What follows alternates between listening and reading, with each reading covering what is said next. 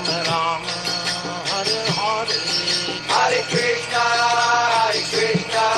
कृष्ण कृष्ण हरे हरे, हरे राम राम राम हरे हरे, हरे कृष्णा कृष्ण कृष्ण हरे हरे, हरे राम राम राम हरे हरे, हरे कृष्ण कृष्ण कृष्ण हरे हरे, हरे राम राम राम हरे हरे, हरे कृष्णा कृष्ण कृष्ण हरे हरे, हरे राम राम राम हरे हरे, हरे कृष्ण कृष्ण कृष्ण हरे हरे, हरे राम राम राम हरे हरे, हरे कृष्णा कृष्ण कृष्ण हरे हरे, हरे राम राम राम हरे हरे, हरे कृष्ण कृष्ण कृष्ण हरे हरे, हरे राम राम राम हरे हरे, हरे कृष्णा कृष्ण कृष्ण हरे हरे, हरे राम राम राम हरे हरे, हरे कृष्ण कृष्ण कृष्ण हरे हरे, हरे राम राम राम हरे हरे, हरे कृष्णा कृष्ण कृष्ण हरे हरे, हरे राम राम हरे कृष्ण कृष्ण कृष्ण हरे हरे, हरे हरे कृष्णा। तो आप सभी का स्वागत है हमारे इस लाइफ स्टाइल मैनेजमेंट सीरीज के इस 4th सेशन में। तो जैसा कि आप सभी को पता ही है, आज का जो हमारा टॉपिक है वो है द सक्सेस फॉर्मूला। तो हिज ग्रेस अवधूत निमाई प्रभु जी हमें थोड़ी ही देर में ज्वाइन करेंगे। उसके पहले हम जो है बहुत ही मधुर कीर्तन का श्रवण करेंगे बाय भक्त शुष्कर प्रभु जी। तो Shushkar Prabhu ji is from Bangalore and pursuing hotel management, and Prabhu ji is a great devotee and great kirtaniya. तो हम प्रभु जी का एंड उनकी टीम का वेलकम करेंगे बाय लाउडली चैंटिंग हरे कृष्णा महामंत्र। हरे कृष्णा कृष्ण कृष्ण हरे हरे, हरे राम राम राम हरे हरे, हरे राम राम राम हरे हरे, हरे Krishna dear devotees, hare krishna to all the assembled devotees. So thank you so much Jaya Prabhu for always inviting me and giving me this opportunity to serve devotees. So today we have with us Sarvagya Prabhuji. Prabhuji is from Mayapur, and Prabhuji cooks delicious prasadam for us. We have Vinesh Prabhuji with us, and this is our small base. So we'll do small kirtan. So kirtan will be lead by Vinesh Prabhu.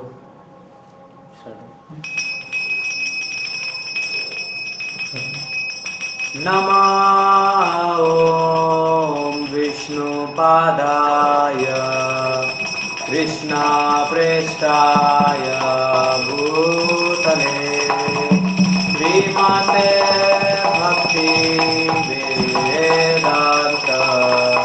स्वामिनिति नामिने। नमः ॐ विष्णुपदाय कृष्णप्रेष्ठाय भूतले श्रीमते भक्तिवेदान्त स्वामिनिति नामिने। नमः ॐ विष्णुपादाय कृष्णप्रेष्ठाय भूतले श्रीमते Bhaktivedanta स्वामिनिति नामिने।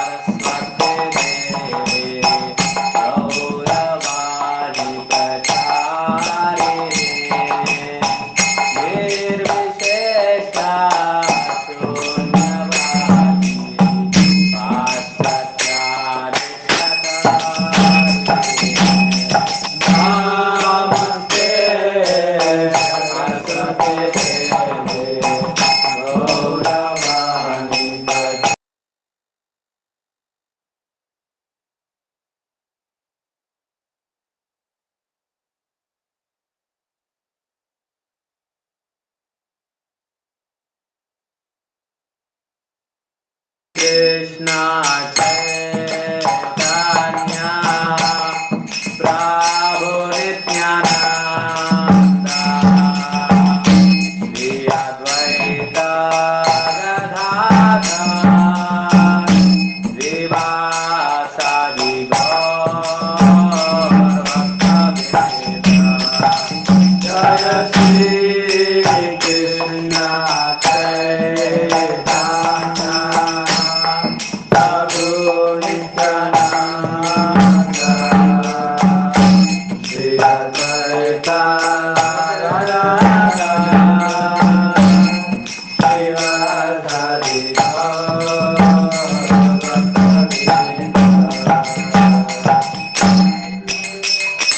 Hare Krishna, Hare Krishna, Krishna Krishna, Hare Hare,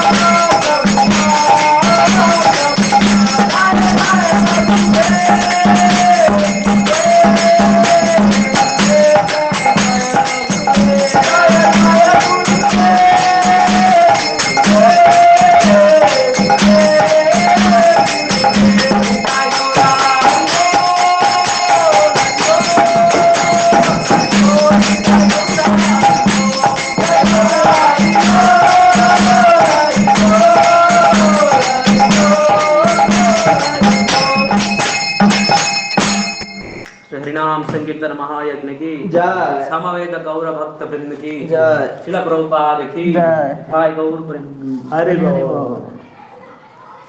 Hare Krishna. Thank you so much Prabhu ji इतने wonderful कीर्तन के लिए। It is like a blessing for our ears. Chat box already ही हरि बोल से भरा हुआ है। जिन्होंने अभी तक हरि बोल टाइप नहीं किया तो वो जल्दी हरि बोल टाइप कर दें प्रभु जी एंड उनकी टीम के लिए। Hare Krishna. Okay, so his grace Avadhoot Namai Prabhu ji हमारे साथ जुड़ चुके हैं। मैं जस्ट शॉर्ट इंट्रोडक्शन देना चाहूँगा प्रभु जी का। Prabhu ji is disciple of his holiness Gopal Krishna Goswami Maharaj and Prabhu ji is very well qualified educationally and spiritually भी प्रभु जी बहुत ही क्वालिफाइड है। Prabhu ji has done his BTech in computer science and master in artificial intelligence from University of Michigan and currently प्रभु जी सर्व कर रहे हैं as a senior data science manager in PayPal and Prabhu ji बहुत ही expert हैं पेस को मैनेज करने में भी एंड प्रभु जी वृंदावन धाम में भी रहकर अपनी मटेरियल लाइफ को भी बैलेंस करते हैं एंड स्पिरिचुअल लाइफ को भी। तो आज का जैसा कि हमारा टॉपिक है the success formula balancing work relationship and self. तो Prabhu ji is very ideal example for this success formula and इससे अच्छे स्पीकर हमारे आज के लिए नहीं हो सकते हैं इस टॉपिक के लिए। तो मैं ज़्यादा समय नहीं लूँगा, प्रभु जी को हम इनवाइट करेंगे बाय चैंटिंग हरे कृष्णा महामंत्र। हरे कृष्ण कृष्ण कृष्ण हरे हरे, हरे राम राम राम हरे हरे। हरे कृष्णा प्रभु जी, दंडवत प्रणाम। हरे कृष्णा सभी डिवोटीज को मेरा प्रणाम। मेरी आवाज आ रही है प्रभु? जी प्रभु जी। ओके। तो सबसे पहले तो धन्यवाद यहाँ पे बुलाने के लिए और भगवत चर्चा या कृष्णा कॉन्शियस डिस्कशन में एंगेज होने के लिए।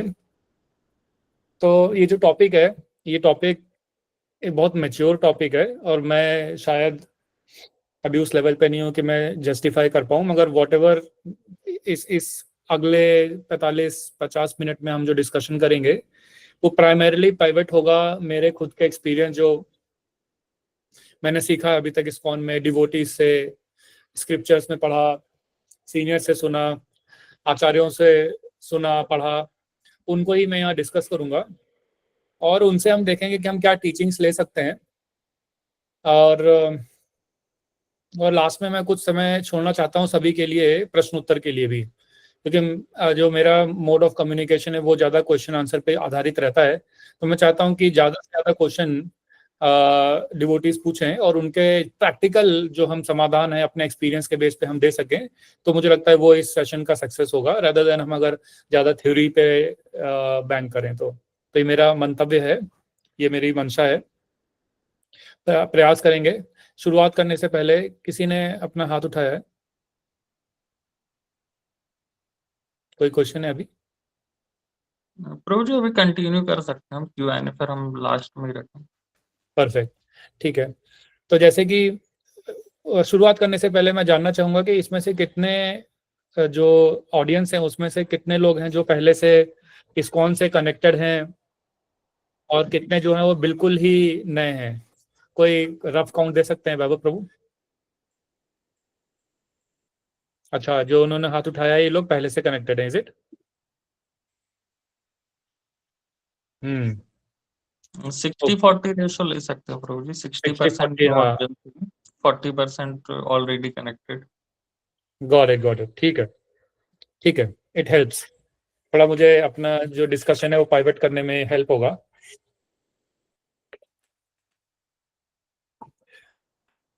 परफेक्ट। तो जैसे कि जो लोग इस्कॉन से जुड़े हैं या क्लासेस में जाते हैं उनको पता है कि हम कोई भी स्पिरिचुअल डिस्कशन करने से पहले हम मंगलाचरण करेंगे। मंगलाचरण का उद्देश्य ये है कि हम भगवान की जो मर्सी है, लॉर्ड सुप्रीम लॉर्ड है, उनकी जो मर्सी है हम उसको इन्वोक करेंगे और उनको इन्वोक करके हम प्रार्थना करें कि अब हम जो डिस्कशन करने वाले हैं वो प्रैक्टिकल हो, वो हमारे लिए बेनिफिशियल और हम इस डिस्कशन से कुछ इंपॉर्टेंट चीजें अपनी लाइफ में इम्प्लीमेंट करने के लिए यहाँ से लेके जाएं। तो जिन लोगों को मंगलाचरण आता है वो म्यूट पे रहकर साथ साथ दोहरा सकते हैं मन में, और जिनको नहीं आता वो ध्यान से सुनकर इस भाव से कि हम अपने जो हमारे आचार्य हैं, जो पूर्ववर्ती आचार्य हैं और जो परम भगवान है, उनसे हम प्रार्थना करें कि हम इस समय का सही सदुपयोग कर पाए। हम जो बोलें, जो सुने, जो क्वेश्चन आंसर करें वो हमारे लिए यूजफुल हो। ओम अज्ञानतिमिरान्धस्य ज्ञानाञ्जनशलाकया चक्षुरुन्मीलितं येन तस्मै श्रीगुरुवे नमः। श्रीचैतन्यमनोभीष्टं स्थापितं येन भूतले स्वयं रूप कदा मह्यं ददाति स्वपदान्तिकं। वन्देऽहं श्रीगुरौ श्रीयुतापदकमलं श्रीगुरून् वैष्णवांश्च श्रीरूपं साग्रजातं सहगण रघुनाथान्वितं तं सजीवं साद्वैतं सावधूतं परिजन सहितं कृष्ण चैतन्य देवं श्रीराधा कृष्ण पादान सहगण ललिता श्री विशाखान्वितांश्च। नमो विष्णुपादाय कृष्ण प्रेष्ठाय भूतले श्रीमते भक्ति वेदांत स्वामिन इति नामिने। नमस्ते सरस्वते देवे गौरवाणी प्रचारिणे निर्विशेष शून्यवादी पाश्चात्य देशतारिणे। नमो विष्णुपादाय कृष्ण प्रेष्ठाय भूतले श्रीमते भक्ति सिद्धांत सरस्वती इति नामिने। श्री वृषभान्वी देवी दयिताय कृपाब्दये कृष्ण संबंध विज्ञान दायिने प्रभवे नमः। माधुरोज्वल प्रेमादया श्री रूपानुगा भक्तिदा श्री रूपानुगा श्री गौर करुणा शक्ति विग्रहाय नमस्तुते। हे कृष्ण करुणा सिंधु दीन बंधु जगतपते गोपेश गोपिका कांत राधा कांत नमस्तुते। तप्त कांचन गौरांगी राधे वृंदावनेश्वरी वृषभानुसुते देवी प्रणमामि हरिप्रिये। जय श्री कृष्ण चैतन्य प्रभु नित्यानंद श्री अद्वैत गदाधर श्रीवासादि गौर भक्त वृंदा। हरे कृष्णा कृष्णा कृष्णा हरे हरे, हरे राम राम राम हरे हरे। वाञ्छाकल्पतरुभ्यश्च कृपा सिन्धुभ्येव च पतितानां पावनेभ्यो वैष्णवेभ्यो नमो नमः। मुखं करोति वाचालं पांगुं लंघायते गिरिं तत्कृपातम् अहं वन्दे श्री गुरुदीनतारणं परमानंद माधवं श्री चैतन्य ईश्वरम्। नमो महावदन्याय कृष्ण प्रेम प्रदायते कृष्णाय कृष्ण चैतन्य नामने गौरतुषे नमः। नित्यानंदम् अहं नौमि सर्वानंदकरं परम हरिनाम प्रदम देवम अवधूत शिरोमणिम्। श्री गौरांग महाप्रभु की जय, श्री नित्यानंद प्रभु की जय, श्रील प्रभुपाद की जय। तो एक बार फिर से आप सभी लोग जो समय निकाल कर यहाँ पे मुझे ऑडियंस में 114 डिवोटीज दिख रहे हैं, आप सभी लोगों का फिर से हृदय से धन्यवाद कि आपने समय निकाला और आप इस महत्वपूर्ण चर्चा के लिए उपस्थित हुए और अपना समय अपनी शक्ति यहाँ पर आप दे रहे हैं।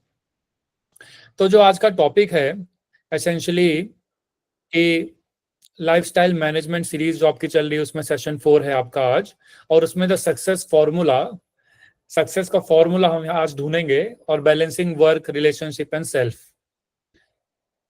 तो जो डिवोटीज होते हैं और जो नॉन डिवोटीज होते हैं, मैं यहाँ से शुरुआत करने का प्रयास करूंगा। उनके बीच में प्राइमरी जो डिफरेंस होता है, डिवोटीज मतलब भगवान के भक्त जो भगवान के ऊपर डिपेंडेंट है, नॉन डिवोटीज जो अपने आप को ही कर्ता अहम इति मन्यते, जो अपने आप को ही सारे कार्यों का कर्ता मानते हैं, जो अपने इंटेलिजेंस, जो अपनी शक्ति, जो अपने रूप, जो अपना धन, जो अपने कनेक्शंस, जो अपना त्याग, जो अपना बल, इन सभी ऑपुलेंसेस को ही बहुत स्ट्रॉन्ग समझते हैं और उनके बेसिस पे भी वो समझते हैं कि इस संसार में जो कुछ हो रहा है वो कर पा रहे हैं। मगर डिवोटीज जो हैं वो क्या करते हैं, पूरी तरीके से भगवान की मर्सी पे डिपेंडेंट होते हैं, है ना। वो अपना कार्य खुद करते हैं, अपनी क्षमता के अनुसार, अपने बेस्ट कैपेबिलिटी के अनुसार करते हैं, मगर वो भगवान की क्षमता के ऊपर डिपेंडेंट, भगवान की कृपा के ऊपर डिपेंडेंट होते हैं। तो आज जो हम सेशन करने जा रहे हैं कि सक्सेस फॉर्मूला, हम एक सक्सेस फॉर्मूला ढूंढना चाहते हैं जैसे कि हम अपने आप को self, relationship, material world, spiritual world दोनों का बैलेंस करके हम किस तरीके से सक्सेसफुल हो सकें। उसके लिए भी हमें क्या करना पड़ेगा, हमें भगवान की शक्ति पे ही डिपेंडेंट रहना पड़ेगा, क्योंकि भगवान की शक्ति से ही भगवान हम जो बैलेंस है, जो फॉर्मूला है, उसको हम प्राप्त कर पाएंगे। तो इस भावना के साथ, इस भाव के साथ, ये ना समझते हुए कि अगर हमने कुछ बुक्स पढ़ ली, हम स्कॉलर हो गए या हमने कुछ वीडियोस देख लिए, तो मैं उन सबको तोड़ मरोड़ के कुछ ऐसा फॉर्मूला निकाल लूंगा जिस फॉर्मूले से क्या होगा, मेरी लाइफ पूरी तरीके से सक्सेसफुल हो जाएगी। वो भाव डिवोटीज का नहीं है, ये भाव हमें नहीं लेके चलना है। भाव ये है कि मैं जितना भी इंटेलिजेंट हो जाऊं, जितना भी सामर्थ्यवान हो जाऊं, जितना भी ऑपुलेंट हो जाऊं, जितना भी फेमस हो जाऊं, मगर ultimately I am dependent on the mercy of the supreme personality of God head Lord Shri Krishna for any kind of success, चाहे वो सक्सेस मटेरियल सक्सेस हो, चाहे वो सक्सेस स्पिरिचुअल सक्सेस हो। अब ये जो नॉलेज है, ये कुछ जो नॉन डिवोटीज हैं उनको बहुत मुश्किल से समझ में आती है, मगर जो डिवोटीज हैं, जो डिवोटीज के एसोसिएशन में आ जाते हैं, यहां से शुरुआत होती है। इसीलिए हमारे आचार्य गण बताते हैं कि ये जो डिवोशनल लाइफ है, ये जो डिवोशनल लाइफ है, इसकी जो सक्सेस है, उन्होंने इसको कई अल्टीमेटली 9 पार्ट्स में डिवाइड किया। कितने पार्ट्स में डिवाइड किया? 9 पार्ट्स में डिवाइड किया, करेक्ट। तो उन्होंने पूरे डिवोशनल लाइफ को 9 पार्ट्स में डिवाइड किया, मगर उसकी जो शुरुआत है वो कहां से होती है? वो शुरुआत होती है श्रद्धा और साधु संग। श्रद्धा मतलब फेथ और साधु संग मतलब डिवोटी एसोसिएशन, ठीक है। तो श्रद्धा, साधु संग, अनर्थ निवृत्ति, भजन क्रिया, अनर्थ निवृत्ति, निष्ठा, आसक्ति, रुचि, भाव, प्रेम, इस तरीके से ये जो ट्रांजिशन ये होता है। मगर ध्यान से देखिए कि इसकी जो शुरुआत है वो कहां से होती है? श्रद्धा और साधु संग। मोस्ट इंपॉर्टेंटली क्या है? साधु संग।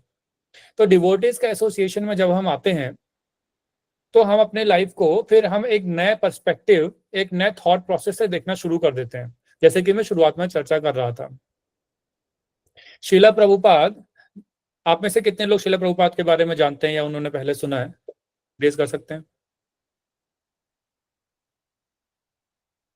ओके, मैनी पीपल, 50, ओके, 50-50, ठीक है, बहुत सारे लोगों ने सुना है।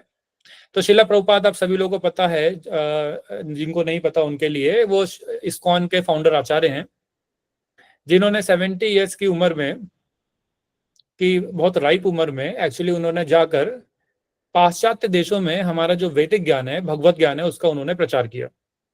तो शीला प्रभुपाद जब जा रहे थे उस समय वो प्लेन से नहीं गए, वो किससे जा रहे हैं? जहाज से गए थे, पानी वाला जो कार्गो शिप होता है उससे गए। और कार्गो शिप में उनको 3 बार हार्ट अटैक भी आया, कई बार उनको बहुत तूफानों का सामना करना पड़ा। तो वहां पे शीला प्रभुपाद ने बहुत सुंदर प्रेयर लिखी, बहुत सारे डिवोटीज को पता भी होगा कि जो जहाज पे उन्होंने शिप, हाँ कोई बोल रहा शिप, पानी वाला जो शिप है उस पर उन्होंने प्रेयर लिखी। उस प्रेयर में शीला प्रभुपाद एक बहुत सुंदर भावना प्रकट कर रहे हैं, जो दिखाता है कि डिवोटीज का थॉट प्रोसेस या उनका जो भाव होता है वो किस प्रकार का होता है। तो शीला प्रभुपाद जब इस यात्रा में थे तो उन्होंने जो प्रेयर लिखी, उसका आप उसको इंटरनेट पे ढूंढ भी सकते हैं। तो शीला प्रभुपाद लिख रहे हैं कि हे भगवान, अब आप मुझे यहाँ पर लेके आ जा रहे हैं या आए हैं अमेरिका में, मुझे नहीं पता अब आगे क्या करना है, इसलिए आप अपनी इच्छा के अनुसार क्या करिए, अपनी इच्छा के अनुसार मुझे बल दीजिए, मुझे शक्ति दीजिए, मुझे बुद्धि दीजिए और मुझे नचाइए। तो शीला प्रभुपाद यहाँ पर एक बहुत इंपॉर्टेंट लेसन दे रहे हैं। अभी उन्होंने अपना मिशन शुरू भी नहीं किया, मिशन शुरू करने से पहले वो क्या कर रहे हैं, एक बहुत इंपॉर्टेंट लेसन दे रहे हैं, जो कि आने वाली 10,000 ईयर्स तक डिवोटीज क्या कर सकते हैं, उससे इंस्पायर हो सकते हैं। Prabhupada was fully competent, Srila Prabhupada is fully competent, वो पूरी तरीके से, उनके पास सारी क्षमताएं हैं कि वो जाके कहीं भी प्रचार कर सकते हैं। उनको आप दुनिया में कहीं भी भेज दीजिए, वो वहां जाके डिवोटीज बना सकते थे। Srila Prabhupada is a pure devotee from the abode of the Lord. मगर फिर भी वो इस प्रकार की ह्यूमिलिटी क्यों प्रेजेंट कर रहे हैं? ताकि आगे चल के जो उनके डिसाइपल्स हैं, पहली बात तो ये उनके जेन्युइन ह्यूमिलिटी है, ये उनके जो विनम्रता है ये जेन्युइन है, और इसको प्रेजेंट कर रहे हैं क्योंकि आगे आने वाले जो डिवोटीज इससे सीख सकें। तो वो क्या कह रहे हैं कि ये भगवान, मेरे अंदर कोई भी क्षमता नहीं है, आप जैसे चाहें वैसे आप मुझे नचा सकते हैं। तो यहाँ पर जो प्रिंसिपल है इसको हमें समझना पड़ेगा, फिर हम आगे चर्चा करेंगे कि हम किस तरीके से relationship management, success formula, self studies, spiritual life, इसको कैसे बैलेंस करें। तो जो बेसिक फॉर्मूला है वो हमें कभी भी नहीं भूलना चाहिए, इनफैक्ट इसको हमें डेली रिमेंबर करना चाहिए।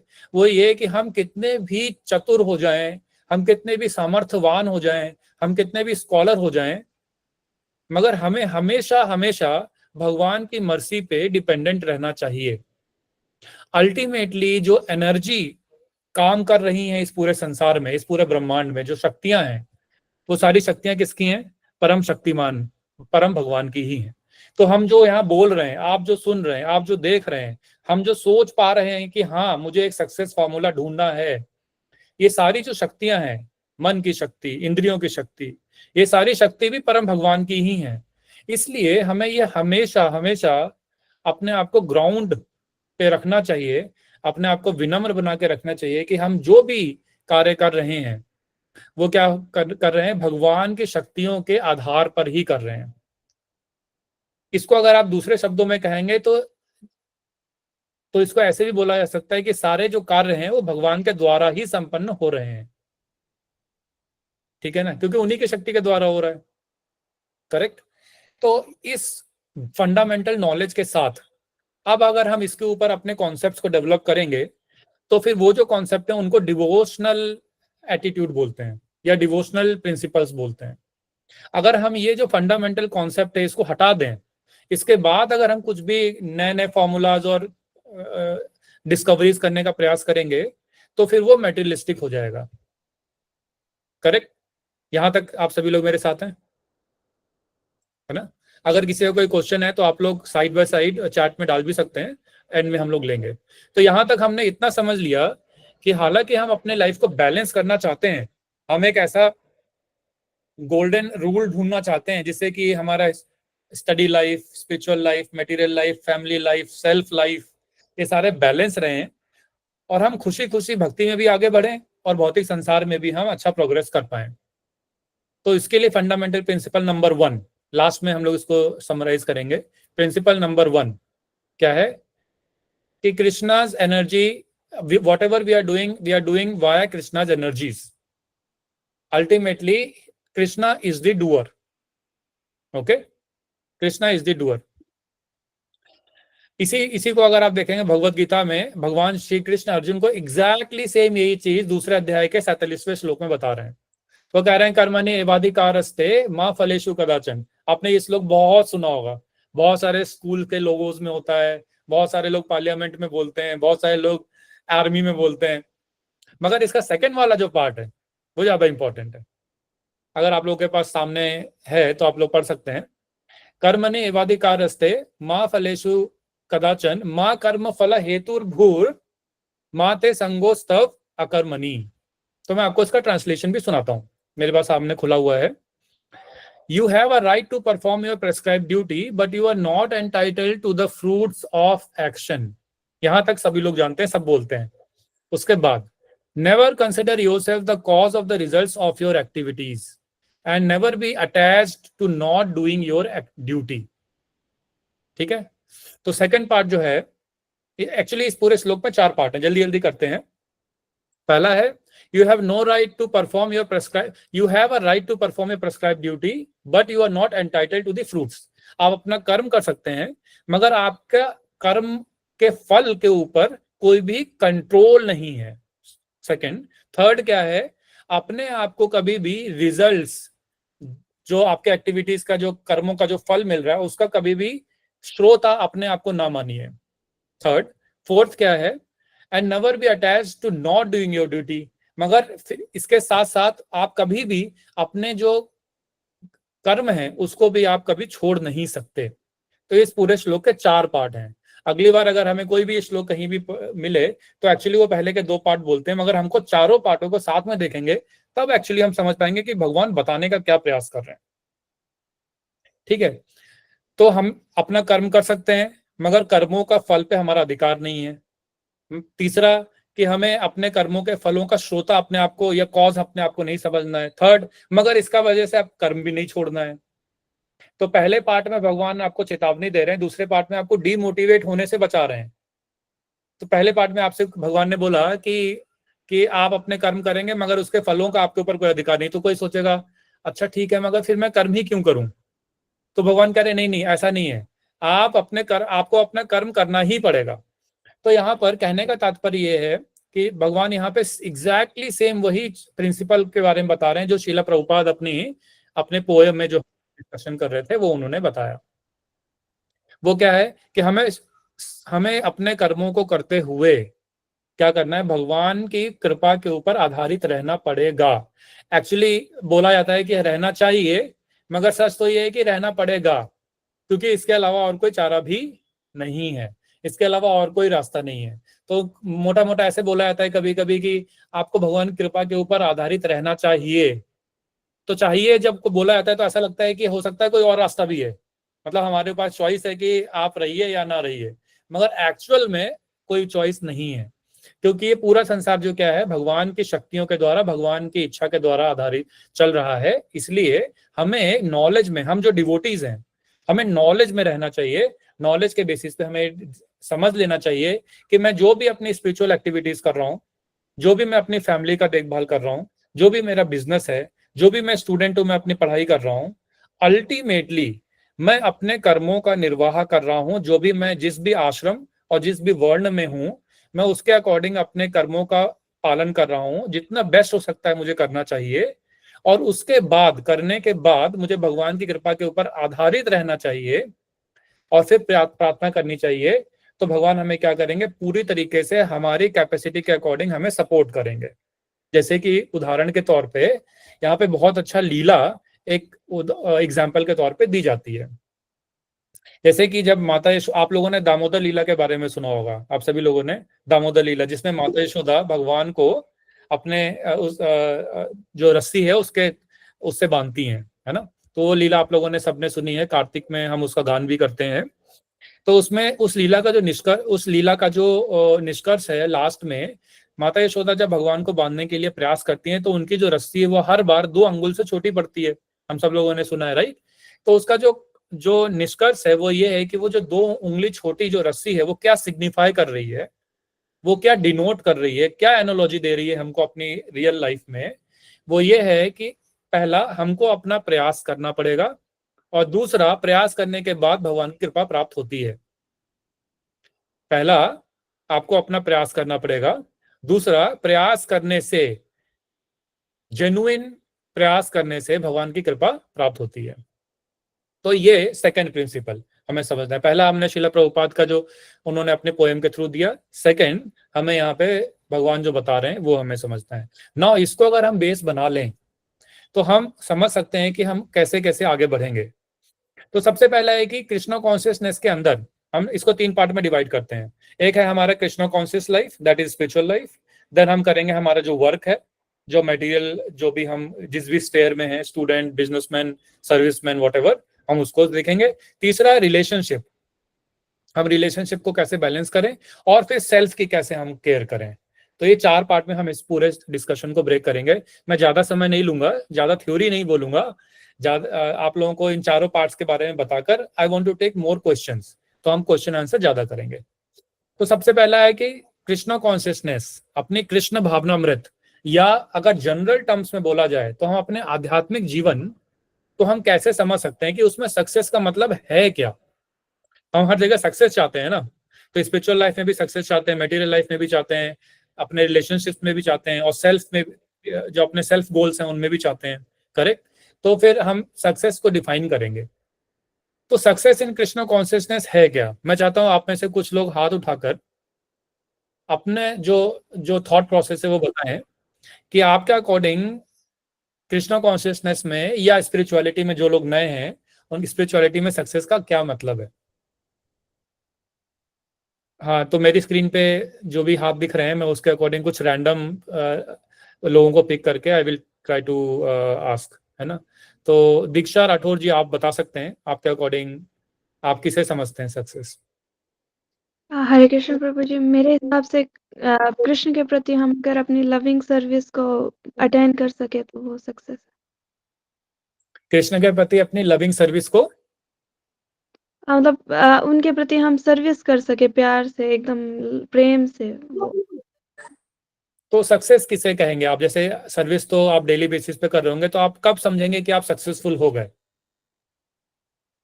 जब हम एकदम अच्छे से बिना किसी बर्डन के, एकदम ऐसे कि ना, ऐसा नहीं कि करना ही पड़ेगा, ऐसे नहीं, एकदम दिल से वो करना शुरू कर। Nice nice. तो लविंग फीलिंग के साथ, तो जब भी हम कोई एक्टिविटी करते हैं वो 3 प्रकार से हो सकती है। एक होता है आउट ऑफ फियर, डर के कारण, दूसरा होता है आउट ऑफ ड्यूटी, और तीसरा होता है आउट ऑफ लव। तो एक तो डर के कारण, एक ड्यूटी के कारण जैसा आपने बोला, और तीसरा होता है लव के कारण, प्रेम के कारण। जैसे माँ अपने पुत्र की जो सेवा होती है वो डर या ड्यूटी के कारण नहीं करते, वो प्रेम के कारण करते हैं, राइट। तो वेरी गुड, पहला ही है। और कोई एक और पूछ सकते हैं। पार्वती कुमारी जी, आप बता सकते हैं आपके अकॉर्डिंग स्पिरिचुअल लाइफ में सक्सेस क्या है। कृष्ण सेवा, जो स्वतः हो, खुद से, मतलब ऐसे करना ना पड़े। अभी तो करना पड़ता है कि चैंटिंग 16 माला करना है, जब ऐसे होगा तो खुद होगा। 16 माला क्या, 24 माला भी, 25 माला तो ऐसे। आपका कहने का तात्पर्य, आप दोनों लोग एक्चुअली एक ही चीज बोल रहे हैं, तो कि आपके अंदर स्वतः वो भाव आए कि मुझे भगवान के बारे में ज्यादा स्मरण करना है, मुझे भगवान का नामों का ज्यादा जप करना है, मुझे भगवान के बारे में ज्यादा जानना है। जब अंदर से खुद से आए तो आप उसको सक्सेस मानेंगे, राइट। वेरी गुड, ठीक है। तो अब आगे बढ़ते हैं, आगे और लोगों से फिर प्रश्न पूछेंगे अगले सेक्शन में। तो सक्सेस इन कृष्णा कॉन्शियसनेस, आप सभी लोगों ने सही बताया, और ज्यादातर डिवोटीज यही आंसर देंगे कि स्पिरिचुअल लाइफ में सक्सेस का जो शीला प्रभुपाद हमें श्रीमद् भागवतम और भगवत गीता के माध्यम से उन्होंने ये जो फंडामेंटल पॉइंट है ये बार बार रिपीट किया है। भगवत गीता में शीला प्रभुपाद ने ये पॉइंट एटलीस्ट 100 बार रिपीट किया है। वो ये कि हर जीवात्मा के अंदर जो कृष्णा कॉन्शियसनेस है वो पहले से है, वो पहले से डोरमेंट अवस्था में उपस्थित है, मगर हमें क्या करना है, डिवोटी एसोसिएशन के द्वारा और प्रैक्टिस के द्वारा, सेल्फ प्रैक्टिस और एसोसिएशन के द्वारा हमें क्या करना है, उसको हमें दोबारा से डोरमेंट अवस्था से एक्टिव अवस्था में लेके आना है। तो जब हमारे अंदर भगवान के प्रति जो प्रेम जो सुप्त अवस्था में स्थित है, जब वो दोबारा से जागृत हो जाएगा, तो आप दोनों लोग जो बोल रहे थे कि हम भगवान के प्रति जो आकर्षण है वो नेचुरल आकर्षण फील करने लगेंगे। जैसे कि अभी हम जो नेचुरल आकर्षण है, अगर आप थोड़ा सा गंभीरता के साथ जेन्युइनली अपने आप को इंट्रोस्पेक्ट करें, तो अभी आपका जो जेन्युइन आकर्षण है वो किन चीजों के प्रति है? जैसे पोजीशन के प्रति आकर्षण होता है, राइट? बहुत सारे लोग समाज में बहुत ऊंची पोजीशन चाहते हैं, कुछ लोगों का ऐसा आकर्षण होता है, ये नेचुरल आकर्षण है। जैसे ही आप किसी बहुत ताकतवर व्यक्ति को देखेंगे, तो जिन लोगों का पोजीशन के प्रति आकर्षण होता है, उनके अंदर से स्वतः एक अट्रैक्शन प्रकट होगा ऐसे लोगों के लिए। कुछ लोगों का फेम के प्रति आकर्षण होता है, फेम, उनको बहुत फेमस बनना है, राइट? तो जैसे ही वो बहुत फेमस लोगों को देखते हैं, तो उनके अंदर नेचुरली ऐसा एक मोटिवेशन या ऐसा भाव पैदा होगा कि मुझे भी ऐसा होना चाहिए, मुझे वहां होना चाहिए, राइट? तो इसी प्रकार इस संसार में हम बहुत सारे आकर्षणों को वो करते हैं, मैनिफेस्ट करते हैं। जैसे कि जो यंग बॉयज एंड गर्ल्स, जो बॉयज होते हैं उनको गर्ल्स के प्रति या ऑपोजिट होता है ना, ऐसे इस प्रकार के जो अट्रैक्शन है ये नेचुरल हैं हमारे अंदर। उसी प्रकार जब हम कृष्णा कॉन्शियसनेस के जो नॉलेज है उसको हम प्रॉपरली समझेंगे, तो हमारा जो भगवान के प्रति जो अट्रैक्शन है, नेचुरल अट्रैक्शन, जैसे कि हमारे पैसे के प्रति होता है ना, हर किसी को धन या लक्ष्मी या मनी जो भी बोले, उनको अपने लाइफ में चाहिए होता है, हर किसी को चाहिए, प्रचुर मात्रा में, बहुत सारा होना चाहिए। हर किसी को मिलियनेयर बिलियनेयर अगर आप बोलेंगे सबको अच्छा लगेगा सुन के, हाँ मैं भी बिलियनेयर, मैं भी इलॉन मस्क टाइप बिलियनेयर बन सकता हूँ, सबको अच्छा लगेगा, कोई भी ऐसा नहीं होगा। तो ये क्यों हो रहा है, हमें अच्छा क्यों लग रहा है हृदय के अंदर से? क्योंकि वो जो अट्रैक्शन है, क्योंकि हम इस भौतिक संसार में अनंत कोटि समय से एक्टिविटीज कर रहे हैं, तो वो अट्रैक्शन जो हो गया बहुत सॉलिडिफाई हो गया है।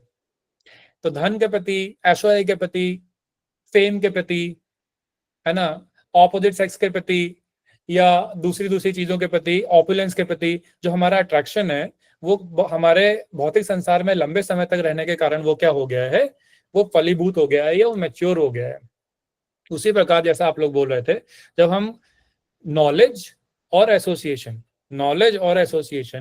इन दोनों के बेसिस पे जब हम अपने कृष्ण कॉन्शियसनेस को दोबारा से रिवाइव कर लेंगे, तो वही अट्रैक्शन जो हमें पैसे, शौहरत, फेम इन सब के प्रति हो रहा है, वो हमें फिर क्या होने लगेगा, कृष्ण के प्रति दोबारा से होगा।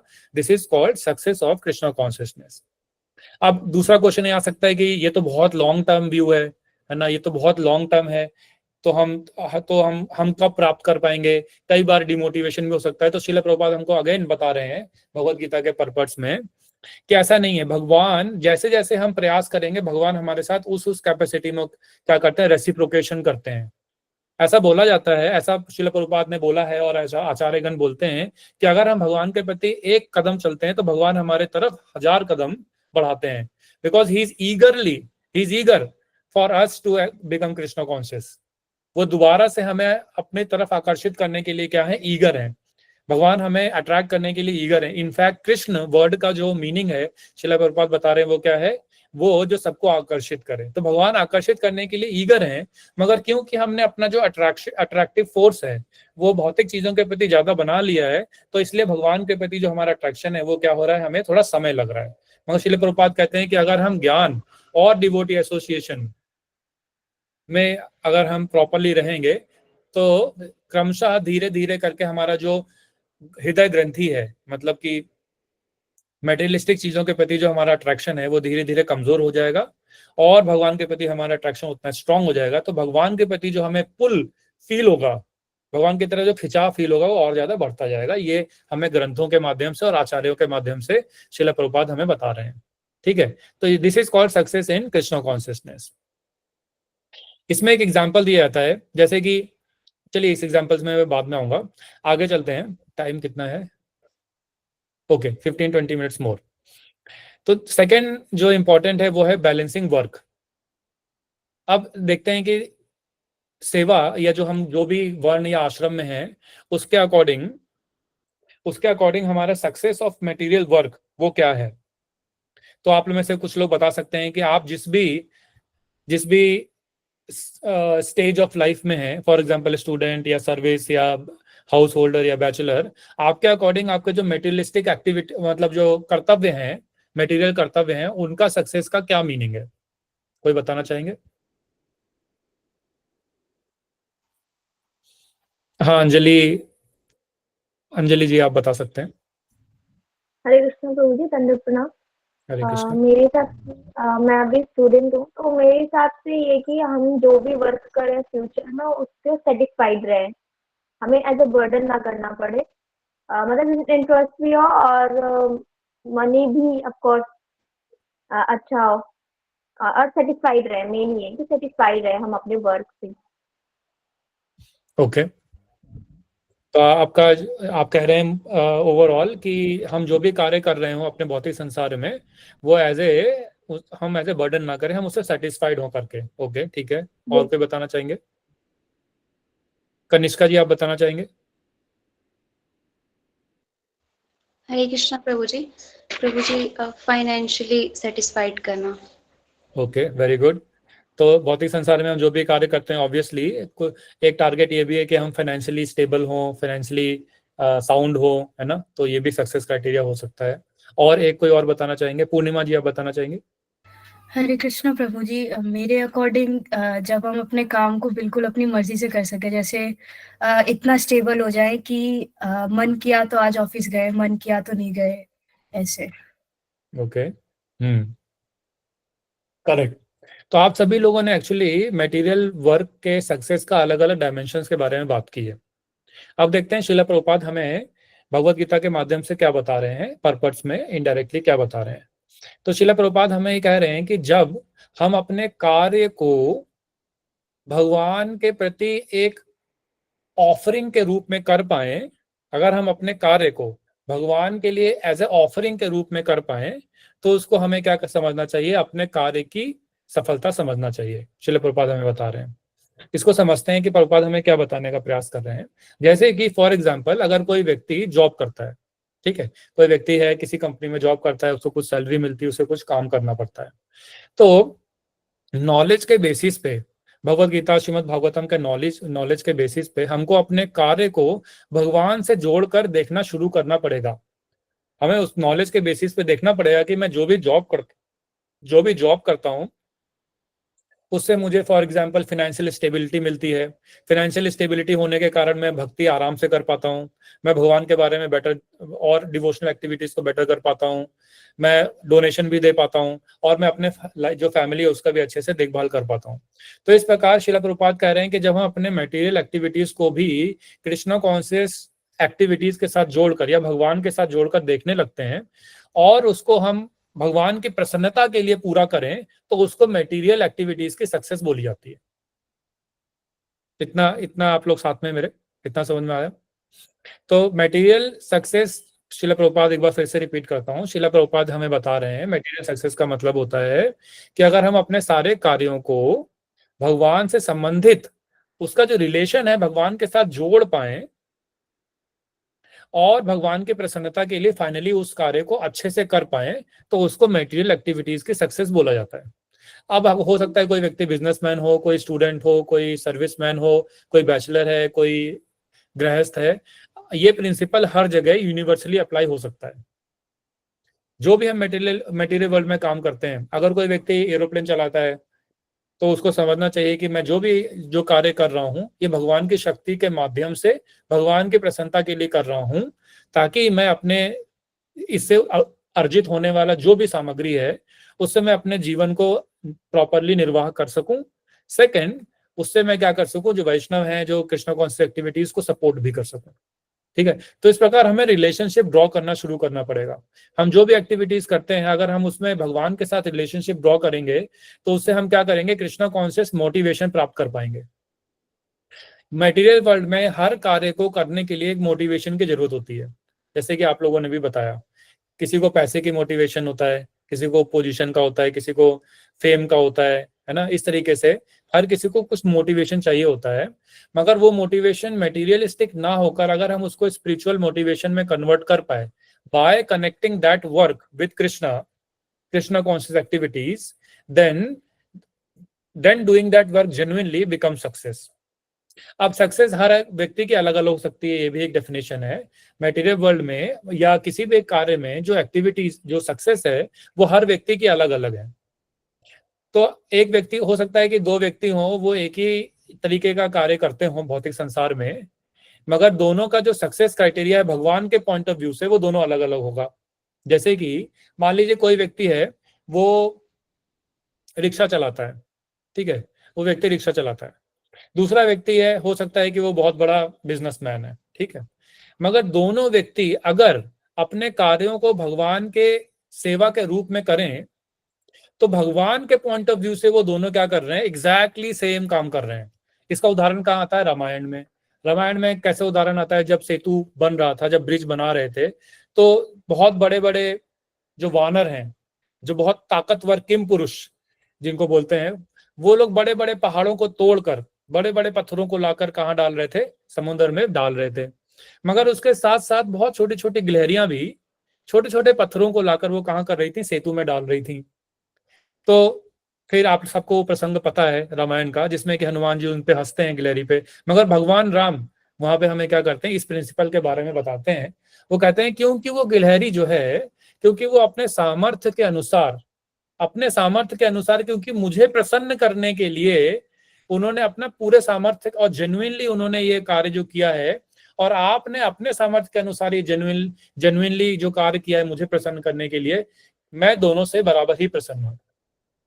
तो इसलिए मटेरियल वर्ल्ड में भी हमको अब जो अपने कार्य हैं, अपने फैमिली को, अपने बिजनेस को, है ना, अपने वाइफ को, अपने बच्चों को, अपने हस्बैंड को, अपने जॉब को, हर चीज को हमें क्या करना पड़ेगा? हमें कृष्ण के साथ कुछ ना कुछ उनको रिलेशनशिप डेवलप करना पड़ेगा, मगर वो रिलेशनशिप सेंटिमेंटल नहीं होना चाहिए। जैसे कई बार हमें ऐसा भी दिखता है, हम सबने देखा है, कई बार लोग सेंटिमेंटली रिलेशनशिप बनाने का प्रयास करते हैं, जैसे कि भगवान मेरे पुत्र हैं, या मैं भगवान की माँ हूं, या मैं उनका मित्र हूं, इस तरीके से।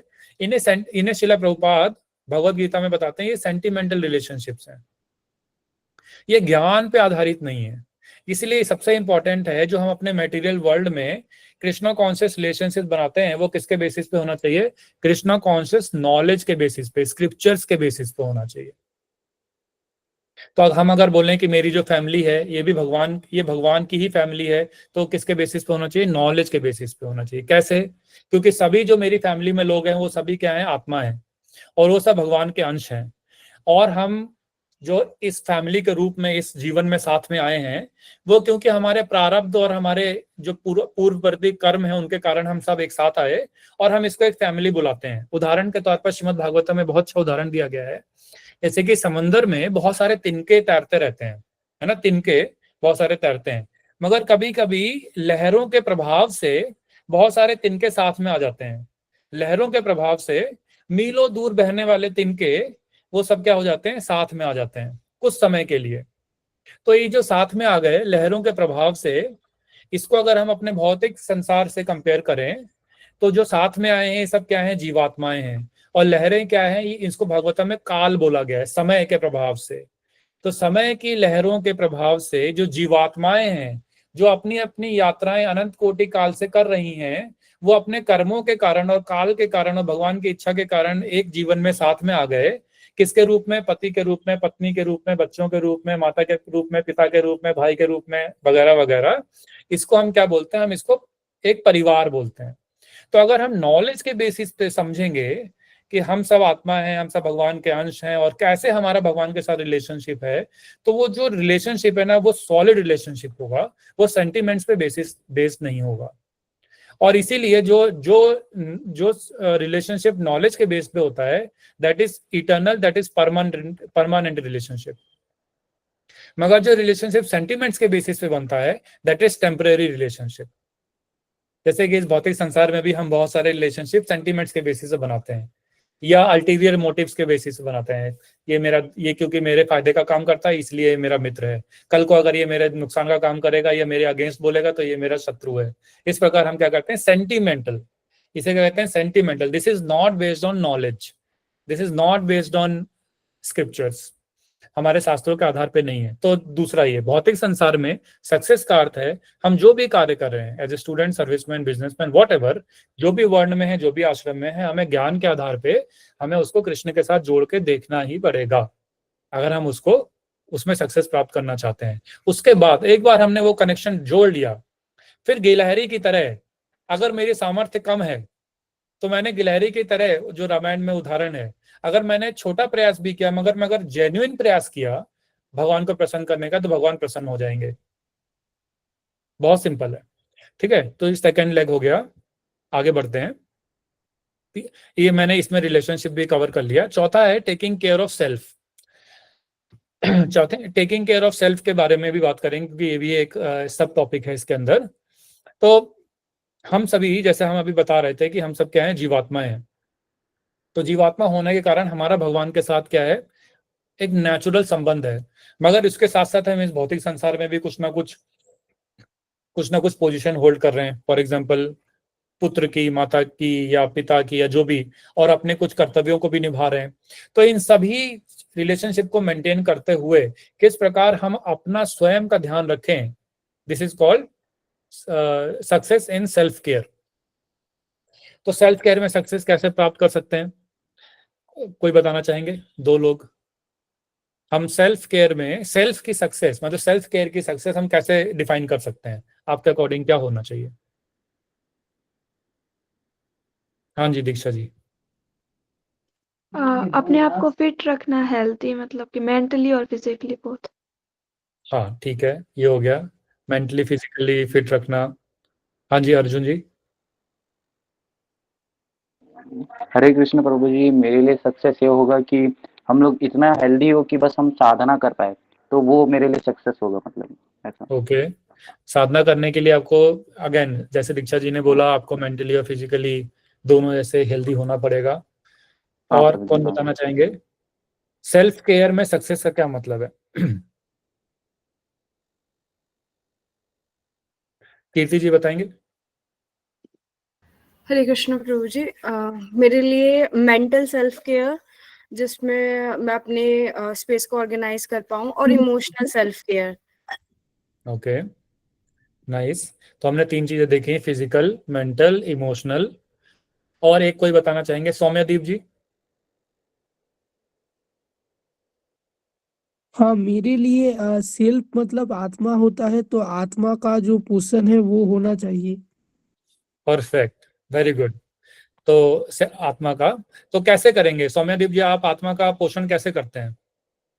हम जो है चैंटिंग करके थोड़ा बहुत, क्योंकि हम अभी न्यू है तो 16 माला तो नहीं कर पाते, थोड़ा बहुत करते हैं, और भगवत गीता पढ़ते हैं, और आप जैसे परम वैष्णवों का लेक्चर सुनते हैं। धन्यवाद।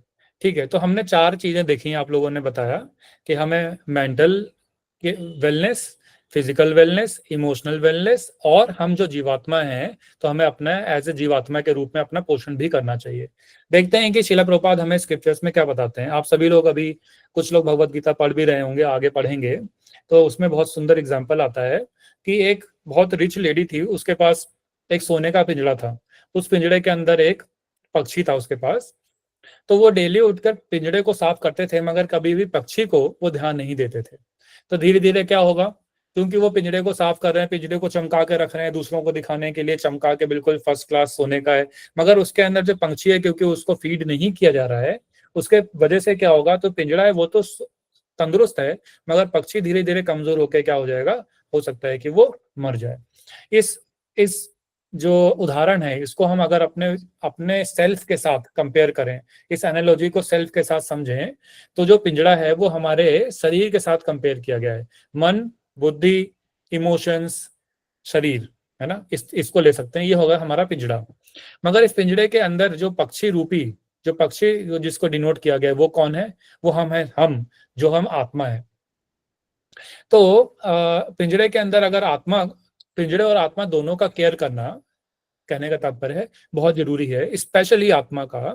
जैसा कि सौम्यदीप जी बता रहे थे, तो आत्मा का केयर हम कैसे कर सकते हैं, उसके लिए हमें ABCD, इस कौन की ABCD हमें याद रखना चाहिए। ABCD क्या है? A for association, B for book reading, C for chanting और D फॉर डाइट, मतलब प्रसादम। तो हम जो जितने भी इस्कॉन डिवोटीज हैं हम सब ABCD का फॉलो करते हैं। इससे क्या होगा कि हमारा जो पिंजड़ा है, जैसे जो कि हमारी जो सटल बॉडी है या जो ग्रॉस बॉडी है, ये दोनों क्या होंगे, ये भी तंदुरुस्त रहेंगे, क्योंकि हम अच्छा प्रसाद लेते हैं, क्योंकि हम चैंटिंग करते हैं तो हमारा मन शांत रहता है, क्योंकि हम बुक रीडिंग करते हैं तो हम नॉलेज के बेस पे इस पूरे मटेरियल वर्ल्ड को देख पाते हैं, करेक्ट। तो हम इमोशनली स्ट्रांग रहते हैं, हम इमोशनली फ्रजाइल नहीं है, हम इमोशनली एक्सप्लॉइट नहीं हो सकते, है ना, कंपेरेटिवली जो डिवोटीज होते हैं। और उसके साथ साथ क्योंकि हम चैंटिंग कर रहे हैं, कृष्ण प्रसाद पा रहे हैं, भागवतम सुन रहे हैं, वैष्णवों का संग कर रहे हैं, तो हमारे अंदर जो हम शुरुआत में चर्चा कर रहे थे कि हमारी जो डॉर्मेंट कृष्ण कॉन्शियसनेस है, जो सुप्त कृष्ण, वो भी क्या हो रहा है, धीरे धीरे जागृत हो रही है। तो जब वो जागृत होती है तो आत्मा क्या करते हैं, अपने कॉन्स्टिट्यूशनल पोजीशन, मतलब जो अपना असली रूप है उसको प्राप्त कर पाती है। मतलब कि दूसरे शब्दों में कहने का तात्पर्य है कि आत्मा का भी पोषण होता है। किसका पोषण होता है? आत्मा का भी। तो ये जो ABCD है, इससे हमारा पिंजड़ा और हमारा पक्षी, वो दोनों क्या हो रहे हैं, दोनों पूरी तरीके से पोषित हो रहे हैं। और ये एक फुल फ्लेजेड प्रोग्राम है, 360 डिग्री या 100% फुल फ्लेजेड प्रोग्राम है, जिससे कि हम अपने सारे एस्पेक्ट्स, एक सेल्फ, एक व्यक्ति अपने सारे एस्पेक्ट्स का क्या कर सकता है, पूरी तरीके से ध्यान रख सकता है, अगर हम इसको प्रॉपरली करें। अगर हम इसको क्या करें, प्रॉपरली। अगर हम प्रॉपरली डिवोटीज का एसोसिएशन करें, डिवोटीज का एसोसिएशन करने का मतलब होता है, प्रभुपाद भगवत गीता में बता रहे हैं और रूप गोस्वामी नेक्टर ऑफ इंस्ट्रक्शन में बता रहे हैं, डिवोटी एसोसिएशन का मतलब होता है जब भी हम डिवोटीज से मिलें तो उनसे हम इंपॉर्टेंट क्वेश्चंस के बारे में आदान प्रदान करें, उनसे हम कृष्णा कॉन्शियस एक्टिव चर्चाएं करें, या उनसे अपने सीक्रेट्स शेयर करें कृष्ण डिवोटीज के साथ, या उनके साथ बैठकर प्रसाद का आदान प्रदान करें, या उनके साथ गिफ्ट्स का आदान प्रदान करें। तो डिवोटीज के साथ जब डिवोटीज मिलते हैं आपस में, तो इस प्रकार की जब वो एक्टिविटीज करते हैं, इससे क्या होता है, उनका एसोसिएशन का फायदा मिलता है। ठीक है, तो this is called association. Association सिर्फ ऊपर ऊपर नहीं होना चाहिए, डिवोटी एसोसिएशन बहुत डीप होना चाहिए। डीप का मतलब क्या है कि जब हम हमारे कुछ ऐसे डिवोटी फ्रेंड्स होने चाहिए जिनके साथ हम खुलकर जेन्युइनली सब कुछ बता सकें। वरना अगर हम उनसे भी छुपाकर मटेरियल वर्ल्ड में या अपने अलग एक मस्तिष्क, एक अपना अलग प्लान बना के रखेंगे, देन हम अपने आप को पूरी तरीके से रिवील नहीं कर पाएंगे। और यहाँ पे क्या होता है कि इसकी वजह से हम पूरी तरीके से आत्मा तक जो बाहर से हमें चीजें मिल रही हैं, कृष्णा कॉन्शियस एक्टिविटीज हैं, वो पक्षी तक, जो कि हम आत्मा है, हम तक नहीं पहुंचती हैं। इसकी वजह से क्या होता है, कृष्णा कॉन्शियसनेस में आने के बाद भी कई बार, बहुत कम बार ऐसा भी देखा जाता है कि बहुत सारे डिवोटीज कृष्णा कॉन्शियसनेस में आने के बाद भी वो मटेरियल वर्ल्ड की तरफ ज्यादा अट्रैक्शन फील करते हैं। उसका रीजन ये है कि जो हमारा एसोसिएशन है वो अभी प्रॉपर नहीं है। तो प्रॉपर एसोसिएशन का मतलब क्या है, हमारे कुछ अच्छे डिवोटी फ्रेंड्स होने चाहिए, बेस्ट फ्रेंड्स की तरह, जैसे मटेरियल वर्ल्ड में होते हैं, जैसे कॉलेज में, ऑफिसेज में, बाहर होते हैं, वैसे हमारे डिवोटीज बेस्ट फ्रेंड होने चाहिए जिनके साथ हम सब कुछ सीक्रेट शेयर करें, उनके साथ बातें करें, उनके साथ भगवत चर्चा करें। आप क्या पढ़ रहे हो, आपको समझ में आ रहा है कि नहीं, आपकी चैंटिंग किस क्वालिटी की हो रही है, क्या आपका दिमाग पहले से शांत हो रहा है, क्या आप पहले से ज्यादा काम फील कर रहे हो, नहीं कर रहे हो तो हम कैसे सोल्यूशन ढूंढ सकते हैं। ये सब चीजों को हमें चर्चा करनी चाहिए। इनफैक्ट वेदों में ये बोला गया है कि किसी भी व्यक्ति को तब तक मनुष्य नहीं समझना चाहिए जब तक ये 5 प्रश्नों के उत्तरों को न पता करे। कौन से 5 प्रश्न है? कि मैं कौन हूं, भगवान कौन है, मेरा भगवान के साथ संबंध क्या है, मैं जन्म लेने से पहले कहाँ था, मृत्यु के बाद में कहाँ जाऊंगा।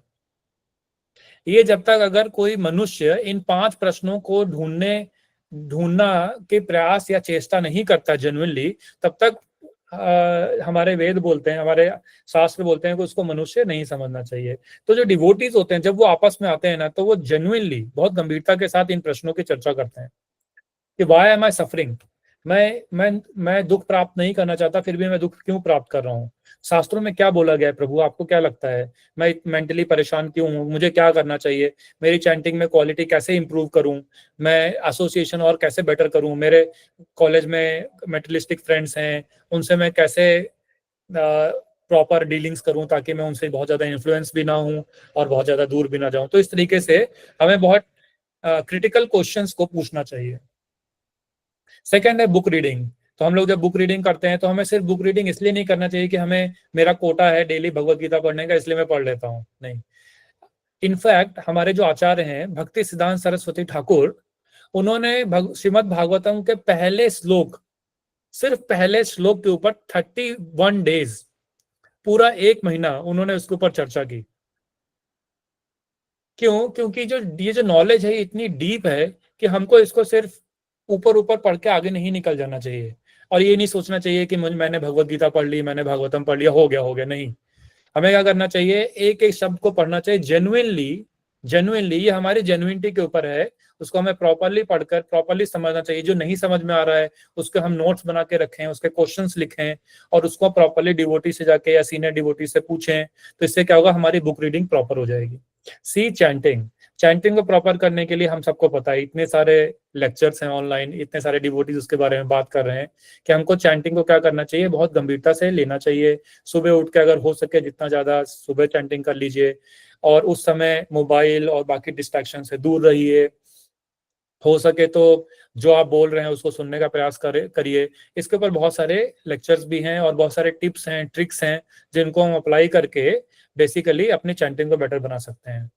और चौथा है डी फॉर डाइट। वो सब लोग बहुत गंभीरता से लेते हैं। प्रसादम बहुत सब लोग गंभीरता से लेते हैं, है ना, तो उसमें ज्यादा बताने का प्रयास नहीं है, मगर फिर भी प्रसादम में भी हमें बहुत सतर्क रहना चाहिए। आइडियली वेदों में जो प्रोसेस बताया गया वो ये है, प्रसादम का मतलब होता है भक्तों के द्वारा उगाया गया, भक्तों के द्वारा काटा गया, भक्तों के द्वारा ट्रांसपोर्ट किया गया, भक्तों के द्वारा कुक किया गया, भक्तों के द्वारा सर्व किया गया और भक्तों के द्वारा खाया गया। इसको बोलते हैं प्रसादम। मगर ये आइडियली कर पाना बहुत टफ होता है, इसलिए हमें क्या प्रयास करना चाहिए, हम जो भी खा रहे हैं हम जितना हो सके उतना आइडियल बनने का प्रयास करें। हम जो भी खा रहे हैं वो शास्त्रों के अनुसार हो, है ना। जो हमें नहीं बोला गया है, हम कैफीन नहीं खाते, हम चॉकलेट्स नहीं खाते, हम जो चीजें हमें नहीं खानी हमें वो नहीं खानी है। क्यों? क्योंकि वो हमारे मस्तिष्क को उत्तेजित कर देंगे, हमको सतोगुण से रजोगुण और तमोगुण में ले आएंगे। और जैसे ही हम सतोगुण से रजोगुण और तमोगुण में आ जाएंगे, हमारे जो माइंड के वाइब्रेशंस हैं वो ज्यादा फ्लक्चुएट या बहुत ज्यादा डिस्टर्ब हो जाएंगे। उसकी वजह से क्या होगा? हमारी बुक रीडिंग, हमारी चैंटिंग, हमारा डिवोटी एसोसिएशन सब डिस्टर्ब होना शुरू हो जाएगा। तो हम बहुत कंफ्यूज फील करने लगेंगे कि मैं तो डिवोटी हूँ, मैं इतना कंफ्यूज क्यों फील कर रहा हूँ, मैं इतना डिस्टर्ब क्यों फील कर रहा हूँ। उसका बहुत इंपॉर्टेंट कारण ये है कि हमारा जो भोजन है प्रसादम, वो हमें प्रॉपरली करना चाहिए। इनफैक्ट गौर किशोरदास बाबा जी महाराज, हमारे एक बहुत पूर्ववर्ती बहुत महान आचार्य हुए हैं, उन्होंने तो ये भी बताया है कि अगर हम कोई वस्तु खा रहे हैं मगर हमने अगर ये इंक्वायरी नहीं की कि ये वस्तु कहाँ से आ रही है, ये वस्तु जो मैं खा रहा हूँ, जो भी सामग्री मैं खा रहा हूँ, ये सामग्री किसने दी, किसने बनाई, अगर मैंने ये खोजने का प्रयास नहीं किया और सिर्फ अपने जीवा की तुष्टि के लिए मैंने उसको जैसे जैसे खा लिया, तो फिर गौर किशोरदास बाबा जी महाराज कहते हैं कि ऐसे व्यक्ति का जो भजन है वो व्यर्थ है। ऐसे क्यों बोल रहे हैं? क्योंकि हमें अपने खाने के ऊपर जितना हम ध्यान देंगे, हम प्रॉपरली जहां भी हैं अपने घर में हैं, तो हमें सतोगुणी फ्रूट्स, वेजिटेबल्स, वेजिटेरियन डाइट भगवान को प्रॉपरली ऑफर करना चाहिए और खाना चाहिए। इनफैक्ट मेरा पर्सनल जो एक्सपीरियंस है, this is my personal experience, पिछले 16-17 सालों में जितना रोल प्रसादम का है एक डिवोटी की स्मूथ डिवोशनल लाइफ में, और किसी भी फैक्टर का नहीं है। सबसे ज्यादा इंपॉर्टेंट रोल प्रसादम का है। तो हम जितना ज्यादा केयरफुली अगर हम प्रसादम को भगवान को प्रॉपरली ऑफर करके खाएंगे, तो हमारे जो बाकी हैं ABC, वो हमें उसमें बहुत ज्यादा सपोर्ट मिलेगा। अगले दिन जब आप चैंटिंग करने बैठेंगे तो आपके वाइब्रेशंस बहुत ज्यादा शांत होंगे, आप कम डिस्टर्ब फील करेंगे। कहने का तात्पर्य है आप ज्यादा सतोगुण की तरफ अपने आप को पाएंगे, ज्यादा पाएंगे, तो आप अच्छे से चैंटिंग कर पाएंगे। बुक रीडिंग करने बैठेंगे तो आप भागेंगे नहीं, इंस्टाग्राम पे क्या चल रहा है, वहां क्या चल रहा है, फेसबुक पे क्या चल रहा है, वैसे भागेंगे नहीं। क्यों नहीं? क्योंकि जो डाइट है ना उसका बहुत इंपॉर्टेंट टूल है। ठीक है, तो अब समराइज करते हैं। ABCD करने से जो हमारा सेल्फ केयर है, सक्सेस ऑफ सेल्फ केयर, वो क्या हो जाएगा? प्रॉपरली हमको हो जाएगा। तो हमने क्या देखा? हमने अपने स्पिरिचुअल लाइफ में सक्सेस देखी, हमने अपने मटेरियल एक्टिविटीज में सक्सेस देखी, और हमने अपनी सेल्फ केयर में सक्सेस देखी। अगर हम इन तीनों चीजों को प्रॉपरली एक प्लान बना के, छोटा सा प्लान होगा, ज्यादा बड़ा नहीं, कि मटेरियल वर्ल्ड में जब मैं रहता हूँ तो मुझे क्या करना चाहिए, मैं अपनी एक्टिविटीज को कैसे कृष्णा कॉन्शियसनेस से जोड़ूं, और वो भी कैसे होना चाहिए नॉलेज के बेसिस पे। फिर स्पिरिचुअल लाइफ में कैसा होना चाहिए कि मैं अपने ABCD को सही से फॉलो करूं। इनफैक्ट ABCD को सही से फॉलो करने से आप देखेंगे तीनों जो ब्रांचेस हैं जो हमने डिस्कशन की, वो तीनों ब्रांचेस क्या होंगी, अपनी अपनी जगह पे फिट होना शुरू हो जाएंगी। इट विल टेक टाइम, कि थोड़ा सा समय लगेगा, मगर जैसे जैसे हम ABCD को हम सही से पालन करना शुरू करेंगे, हम देखेंगे कि हमारे जो तीनों बाकी चीजें हमने डिस्कस की, material responsibility, spiritual responsibility, self responsibilities, ये सारी रिस्पॉन्सिबिलिटीज क्या हो जाएंगी, धीरे धीरे अपनी अपनी जगह पे फिट होना शुरू हो जाएंगी। तो इस प्रकार हमें श्रील प्रभुपाद के ज्ञान के आधार पर रह के हमें अपने जो लाइफ को उसको रेगुलेट करना चाहिए, उसके अकॉर्डिंग प्लान बनाना चाहिए। तो मैं यहाँ पे विराम दूंगा। मैंने अभी मेरे पास 2-3 टॉपिक और थे जो मैंने बनाए थे, मगर टाइम थोड़ा ज्यादा है। अभी मैं कुछ समय छोड़ना चाहता हूँ प्रश्न उत्तर के लिए डेफिनेटली, और बचे हुए टॉपिक्स हैं, अगर जरूरत हुई तो हम लोग कभी और किसी और सेशन में उसकी चर्चा कर सकते हैं। मैं यहाँ पे विराम दूंगा। जगत गुरु श्रील प्रभुपाद की जय। कोई प्रश्न है तो मैं प्रयास करूंगा कि शास्त्रों के आधार पे मैं उसका उत्तर दूं। Thank you so much Prabhu ji इतने वंडरफुल सेशन के लिए, एंड इतना आपने एक्सपीरियंस एंड प्रैक्टिकल नॉलेज से भी हम सारी चीज़ों को कैसे बैलेंस कर सकते हैं उसके बारे में हमें बताया। तो जिन भी डिवोटीज के क्वेश्चन है वो अपने हैंड रेज कर सकते हैं, देन 1 बाय 1 हम सभी को अनम्यूट करेंगे, तो आप अपना क्वेश्चन आस्क कर सकते हैं। सो फर्स्ट इज अंजलि माता जी, आप अपना इससे पहले कि क्वेश्चन। आप लोग प्रश्न पूछे, मैं एक चीज और डिस्क्लेमर बताना चाहता हूँ कि जो भी मैंने बोला ये सब शास्त्रों के आधार पे ये श्रील प्रभुपाद और हमारे पूर्ववर्ती आचार्य बोल रहे हैं, और ये मैं भी पालन करने का प्रयास कर रहा हूँ। तो क्योंकि मैं बोल रहा हूँ यहाँ पे बैठ के एज ए लेक्चरर, इसका मतलब ये नहीं है कि मैंने सब कुछ पालन कर लिया है। मैं खुद भी ABCD इतने साल होने के बाद भी ABCD को प्रॉपरली और बेटर करने का प्रयास कर रहा हूँ। मगर एक डेफिनेटली अगर मैं अपने आप को आज से 5 साल पहले, 10 साल पहले, 15 साल पहले से कंपेयर करूंगा, I have seen drastic improvement thought process में, कामनेस में, है ना, जैसे डीलिंग्स हैं लोगों के साथ उसमें, या मैं जिस दृष्टि से मैं संसार को देखता हूँ उस थॉट उस दृष्टिकोण में, उन सब में क्या है डेफिनेटली बहुत अच्छा इम्प्रूवमेंट। तो ये एक डिस्क्लेमर है, I am also practising myself. Hare Krishna. Okay Anjali माता जी, आप क्वेश्चन पूछ सकते हैं अपना। Hare Krishna Prabhu ji, thank you so much for this wonderful lecture. Prabhu ji, मेरा प्रश्न ये है कि सबसे पहले तो मतलब कि स्पिरिचुअल लाइफ को बैलेंस करने के लिए हमें मॉर्निंग उठना होता है, तो इसमें सबसे बड़ी दिक्कत है कि नहीं एग्जैक्ट टाइम पे नहीं उठ पाते हैं। तो मतलब क्या ऐसी सोच होनी चाहिए कि हम सुबह कंसिस्टेंटली उठ सके और कृष्ण की अच्छी सी सर्विस कर सके, क्योंकि वहाँ बैलेंसिंग तो मॉर्निंग से आई थिंक सबसे पहले वहीं से शुरू हो जाती है। तो ऐसा क्या सोच सकते हैं कि हम कंसिस्टेंटली उठ पाए, हमें सुबह ऐसा ना हो कि अरे भाई और सो जा, क्योंकि आलस बहुत ज्यादा वो है। तो क्या कर सकते हैं? आपने बताया कि आप स्टूडेंट हैं, इज इट? यस प्रभु जी। हाँ, तो एक बात तो मैं आपको बताना चाहता हूँ कि अभी भगवान की सेवा करने का स्टूडेंट लाइफ में जितना आपको मौका मिल रहा है, आगे चल के आपको प्रोफेशनल लाइफ में या गृहस्थ लाइफ में उससे कम ही मिलेगा, ज्यादा नहीं मिलेगा। इसलिए पहली बात तो आपको बहुत इस चीज को समझना चाहिए कि इस समय आपके पास बहुत अच्छी अपॉर्चुनिटी है, ये समझना चाहिए। दूसरा, देखिए सुबह ना उठ, अगेन ये मेरा प्रैक्टिकल एक्सपीरियंस है, मोस्ट ऑफ द टाइम सुबह उठने में जो प्रॉब्लम होती है वो इसलिए होती है क्योंकि हमारा रात को जो सोना है वो प्रॉपर नहीं होता, टाइम पे नहीं होता। तो बॉडी जो है ना, body is like a machine. अगर most of the times unless and until कुछ मेडिकल कंडीशनिंग ना हो, most of the times body को अगर 7 घंटे की नींद मिली है तो बाय डिफॉल्ट सुबह उठने में इजी हो जाएगा। जैसे कि अगर आप टाइम पे रात में सो जाते हैं, अगेन ये कैसे करना है, ये कैसे करना है इसके ऊपर चर्चा कर सकते हैं, मगर प्रिंसिपल के रूप में अगर आपने अपनी बॉडी को अपना शेड्यूल इस तरीके का बनाया है कि आपकी बॉडी को 7 घंटे का रेस्ट मिल रहा है, तो आप देखेंगे सुबह उठना फार इजियर है, आपको मेंटल स्ट्रेस नहीं होगा कि और सोऊं कि ना सोऊं, क्योंकि एक टाइम के बाद बॉडी अपने आप, क्योंकि इट इज अ मशीन, वो अपने आप को फोर्स करेगी कि नहीं आप जाओ और आप उठो, आप एक्टिव बनो, राइट। तो most of the time problem ये होता है कि हम रात को या तो मोबाइल देखते हुए या कुछ और अननेसेसरी कामों को, या नेसेसरी कामों को इसलिए करते हैं क्योंकि हमने अपना जो टाइम टेबल है प्रॉपरली प्लान नहीं किया वगैरह वगैरह।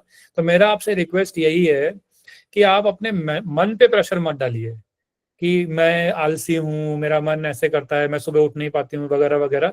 ये एक गलत अप्रोच है। सही अप्रोच ये होनी चाहिए कि हम अपने बॉडी को पहले समझें, बॉडी की साइकिल को या क्लॉक को समझें, और उसको जितना रेस्ट चाहिए हम उसको उस रेस्ट के अकॉर्डिंग अपने टाइम टेबल को मोल्ड कर दें। फॉर एग्जांपल, अगर आपके बॉडी को 7 घंटे का रेस्ट चाहिए तो फिर आप अपने टाइम टेबल को ऐसे बनाइए कि आप रात को प्रॉपरली सो पाएं। अगर हम वाकई सीरियस हैं, सुबह उठ के अच्छी चैंटिंग करने के लिए वाकई सीरियस हैं, तो हम ये कर पाएंगे। और अगर एक बार बॉडी को प्रॉपर रेस्ट मिल गया ना, तो फिर सुबह उठने में वो आपको कोई भी कष्ट नहीं देगी। ये सीक्रेट है। अगर हम इसको ऑपोजिट लेंगे कि मैं टाइम पे मैं सोऊं ही नहीं और मेरा शेड्यूल भी हैफजर्ड रहे, मैं डिसिप्लिन ना रहूं थोड़ा सा, और सुबह उठ के मैं अपने आप को स्ट्रेस दूं कि मैं आलसी हूं, मैं नहीं उठ पा रहा हूं वगैरह वगैरह, then I think it will become very painful. ये जो एक्सपीरियंस है ना, आपको हमेशा गिल्ट फील कराएगा, आपको हमेशा पेन फील कराएगा और आपको डिमोटिवेटेड फील कराएगा। एक समय के बाद आप बहुत लंबे समय तक ये करते रहेंगे ना, अगर अपने मन के साथ लड़ते रहेंगे, अल्टीमेटली मन ही जीतेगा वो आपको अल्टीमेटली हरा ही देगा। तो इसलिए मन के साथ ना लड़के अपने बॉडी के क्लॉक को समझ के उसके अकॉर्डिंग थोड़ा इंटेलिजेंटली अपने शेड्यूल को वो करेंगे। I think it will be helpful in the longer run. Hare Krishna. Thank you so much Prabhu ji. एक और प्रश्न था कि प्रभु जी, हम अपने, जैसे आपने कहा कि मैथमेटिक लाइफ को हमें जोड़ना चाहिए तब वो सक्सेसफुल, मतलब कृष्णा कॉन्शियसनेस एक्टिविटी से हमें जोड़ना चाहिए। तो हम एजुकेशन को अपने जैसे मतलब कैसे उसे जोड़ें कृष्णा कॉन्शियस एक्टिविटी से कि हम उसमें भी। हाँ, करेक्ट। तो सी, एजुकेशन के 2 एस्पेक्ट होते हैं। कोई भी व्यक्ति एजुकेशन प्राप्त करता है ना, उसके 2 एस्पेक्ट होते हैं। पहला, एजुकेशन होता है रीजनिंग पावर देने के लिए। आप हमें गलत और सही के बीच में चॉइस कराने के लिए एजुकेशन की जरूरत पड़ती है। तो हम जो आप ऐसे स्टूडेंट हैं तो आप देख सकते हैं कि मैं एजुकेशन के बेसिस पे मैं किस तरीके से सही डिसीजंस लूं, मैं उस काबिल बन रही हूं। जैसे कि मैं कैसे स्क्रिप्चर्स को पढ़ पाऊं, तो आप अपने एजुकेशन का इस्तेमाल कर सकते हैं प्रॉपरली स्क्रिप्चर्स को समझने में, उनको समझकर दूसरों को समझाने में। इस तरीके से आप उसका इस्तेमाल कर सकते हैं, राइट। सेकंड, एजुकेशन का जो रोल होता है वो होता है कि समाज में आपको एक पोजीशन मिलती है एजुकेशन के बेसिस पे। नॉलेज से क्या होता है, नॉलेज से ख्याति प्राप्त होती है ना। जैसे चाणक्य पंडित हैं, बहुत फेमस हैं, करेक्ट, अपने नॉलेज के बेसिस पे। तो जो आपको जो फेम मिलेगा नॉलेज के बेसिस पे, अगर आप अच्छे से स्टूडेंट लाइफ को फॉलो करते हैं, अगर आप अपने कोर्सेज को सही से पालन करते हैं, आप अच्छी डिग्री प्राप्त करते हैं, देन आप दूसरों को अपने फेम के द्वारा इन्फ्लुएंस भी कर सकते हैं। आपको देख के दूसरे जो स्टूडेंट्स हैं वो इन्फ्लुएंस होंगे कि कृष्णा कॉन्शियस में आने की वजह से, क्योंकि she was following her ABCD properly, therefore she was able to study properly, और वो अपने मटेरियल और स्पिरिचुअल और सेल्फ में ज्यादा सक्सेसफुल बने। तो दूसरे जो स्टूडेंट हैं वो आपसे क्या होंगे, आपकी पोजीशन से, आपके फेम से क्या होंगे, अट्रैक्ट होंगे। तो ये दोनों ही एस्पेक्ट से हम इस तरीके से इसको कृष्णा कॉन्शियस एक्टिविटी से जोड़ सकते हैं। Thank you so much Prabhu ji. Hare Krishna. Okay, thank you Prabhu ji. Next Diksha माता जी, आप अपना क्वेश्चन पूछ सकते हैं। हरे कृष्ण प्रभु जी, दंडवत प्रणाम।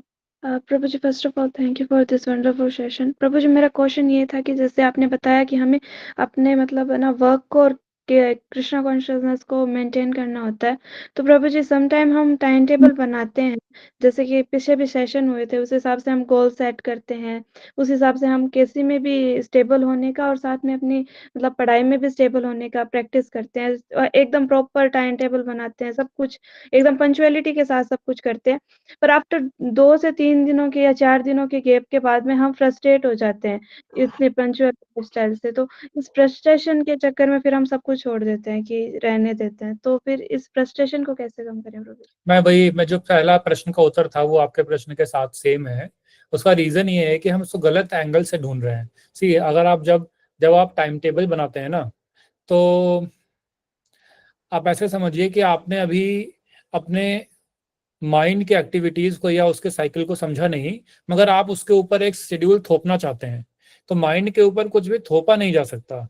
जब तक हम अपने बॉडी के, अपने माइंड के पर्सनालिटी को समझेंगे नहीं कि वो क्या चाहता है, वो कब कब पढ़ना चाहता है, कब पढ़ना नहीं चाहता है, कब कृष्ण को, कब चैंटिंग बेटर करना चाहता है, कब नहीं, मेरी बॉडी की क्या नेसेसिटीज हैं, उन सब नेसेसिटीज को समझकर अगर हम प्रॉपरली अपने आप को स्टडी करें और उसके अकॉर्डिंग अपने आप को ढालें, देन शेड्यूल में बनाएं। जैसे मैं पहले क्वेश्चन का आंसर दे रहा था ना, कि अगर हम अपने लाइफस्टाइल को डिसिप्लिन ना करें और सिर्फ एक शेड्यूल बना दें, ठीक है, कि नहीं मुझे सुबह 5 बजे उठना ही उठना है, 4 बजे उठना ही उठना है, मगर रात को सोने का मेरा कोई डिसिप्लिन नहीं है, तो उससे क्या होगा, कुछ दिन आप उठ पाओगे, कुछ दिन आप नहीं उठ पाओगे, धीरे धीरे आपको फ्रस्ट्रेशन आना शुरू होगा और अल्टीमेटली क्या होगा, आप अपने सारे शेड्यूल को डंप कर दोगे कि नहीं ये मुझसे नहीं हो सकता। इसी को आप फ्रस्ट्रेशन बोलते हैं, राइट। तो कहने का तात्पर्य ये है कि अपने बॉडी के और माइंड के क्लॉक को समझिए पहले। हमें अपना, हर किसी का इंडिविजुअल अलग अलग होता है, हमको अपना आप को समझना चाहिए कि मेरी बॉडी को कितना रेस्ट चाहिए, मेरा माइंड कब कब एक्टिव होता है ना, मैं किस समय चैंटिंग करूं, किस समय मैं स्टडी करूं, ताकि दोनों जगह पे मेरा जो प्रोडक्टिविटी हो मैक्सिमम हो। इस तरीके से समझ के अगर हम अपने आप को डिसिप्लिन करेंगे, शिला प्रभुपाद हमको भी यही बताते हैं कि हम अपने आप को, लाइफस्टाइल को अगर हम डिसिप्लिन बनाएंगे, डिसिप्लिन का मतलब ही यही होता है। डिसिप्लिन का मतलब ये नहीं है, मिलिट्री वाला डिसिप्लिन नहीं होता है कि सुबह उठना ही उठना है तो उठना पड़ेगा, अदरवाइज आपको सजा मिलेगी। यहाँ कोई सजा देने वाला नहीं है ना। तो हमें खुद ही, डिसिप्लिन का अर्थ है कि हम अपने आप को नेचुरली हम ऐसे स्टेट में कैसे आए जहाँ पे हम हर चीज खुशी खुशी कर पाए, राइट। इसी को डिसिप्लिन बोलते हैं। हम ऐसी स्टेट में, बॉडी की और माइंड की ऐसी स्टेट में कैसे आ पाए जहां पे हम अपनी सारी एक्टिविटीज को खुशी खुशी टाइमली कर सकें।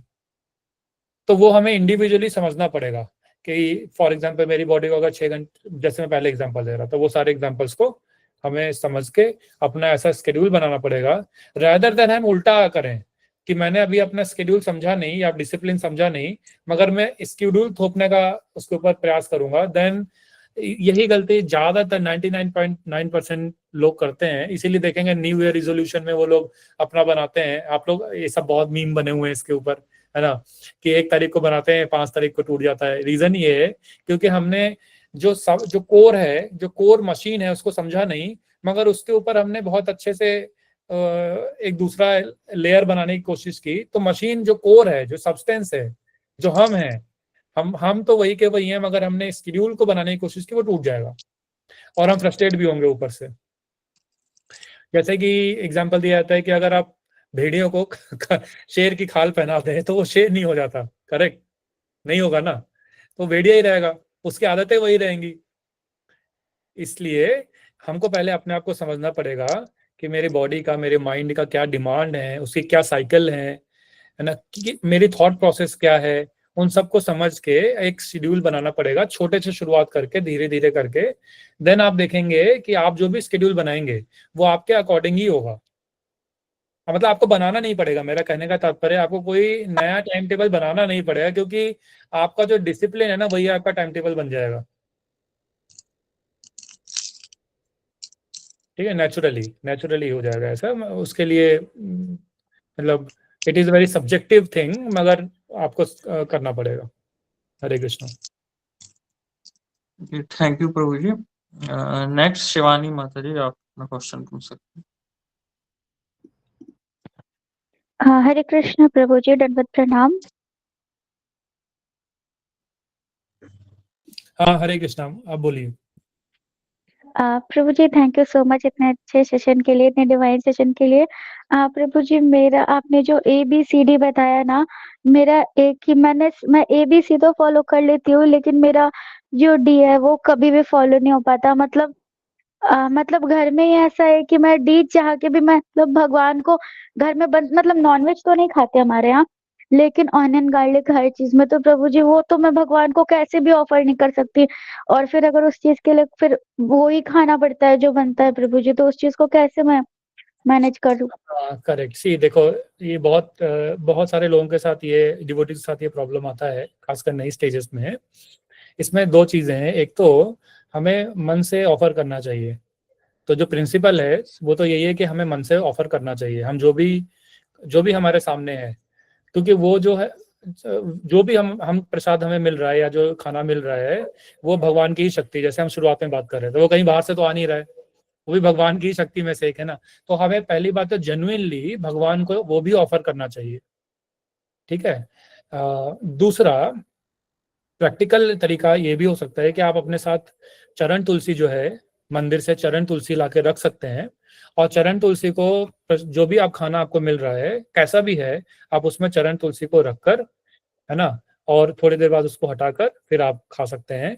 इस मैंने प्रैक्टिकली देखा है कि जैसे ही तुलसी महारानी प्रसादम ये भोग के पास आती हैं, तो उनके जो भोग है उसका जो जो भौतिक उसमें जो कलमश है वो बहुत हद तक, शास्त्रों में ऐसा बोला गया है, वो पूरी तरीके से दूर हो जाता है।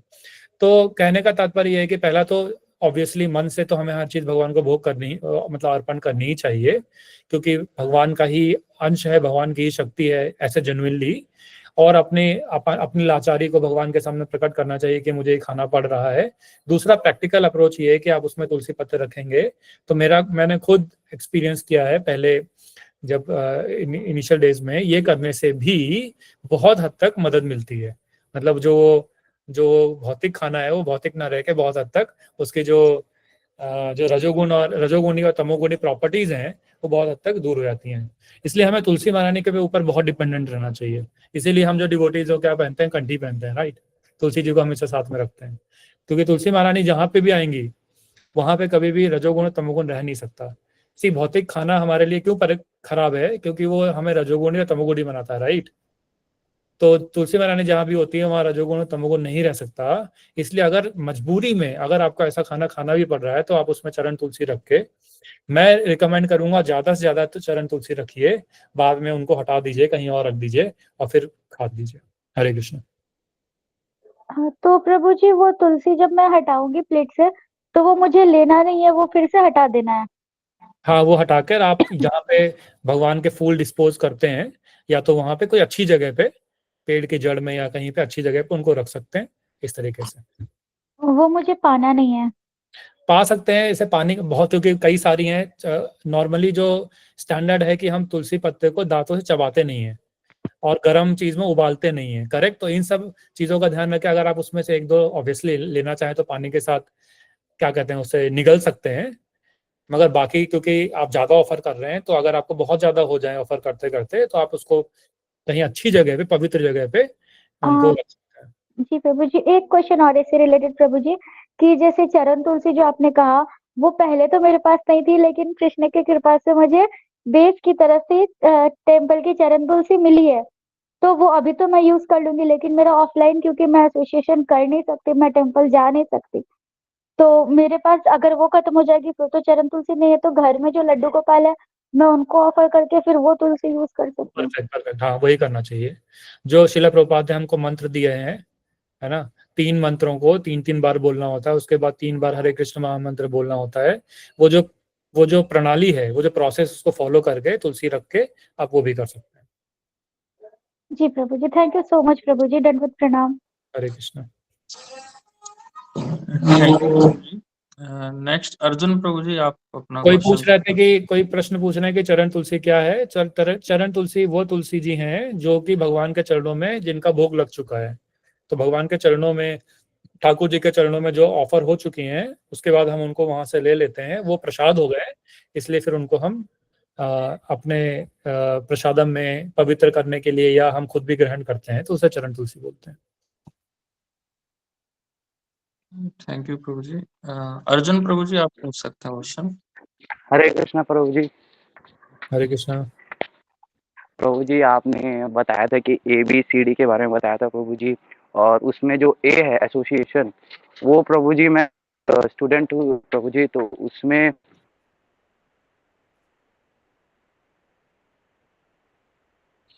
मेरे स्कूल में कोई भी मतलब कि भक्त नहीं है, मतलब कि किसी से कुछ करता है और लेना देना, बस हाय हेलो ही करता था। तो टीचर लोग कंप्लेन करने भी लग गए, अकेला अकेले रहने लग गया है, किसी से बात नहीं करता। तो मैं कैसे एसोसिएशन को ऐसे मतलब कि फुलफिल कर पाऊँ? स्कूल में तो बात ही करना पड़ता है, वो लोग अजीब अजीब बात करते, तो मैं कैसे करूँ प्रभु जी? हाँ, ये भी एक प्रैक्टिकल प्रॉब्लम है, जैसे शिवानी जी बोल रहे थे, उनकी तरह ही ये सब बहुत सारे लोगों को आता है। इनफैक्ट जितने भी लोग भौतिक संसार में जॉब करते हैं या स्टूडेंट हैं, सबको ये फॉलो कर मतलब ये सिचुएशन का सामना करना पड़ता है। देखिए ये जो सिचुएशन है ये बहुत सब्जेक्टिव है, मगर जो जनरल जो परामर्श है जो वैष्णव गण देते हैं वो ये है कि हमें हमेशा अपने साथ कुछ ना कुछ कृष्ण कॉन्शियस टॉपिक्स को रखना चाहिए।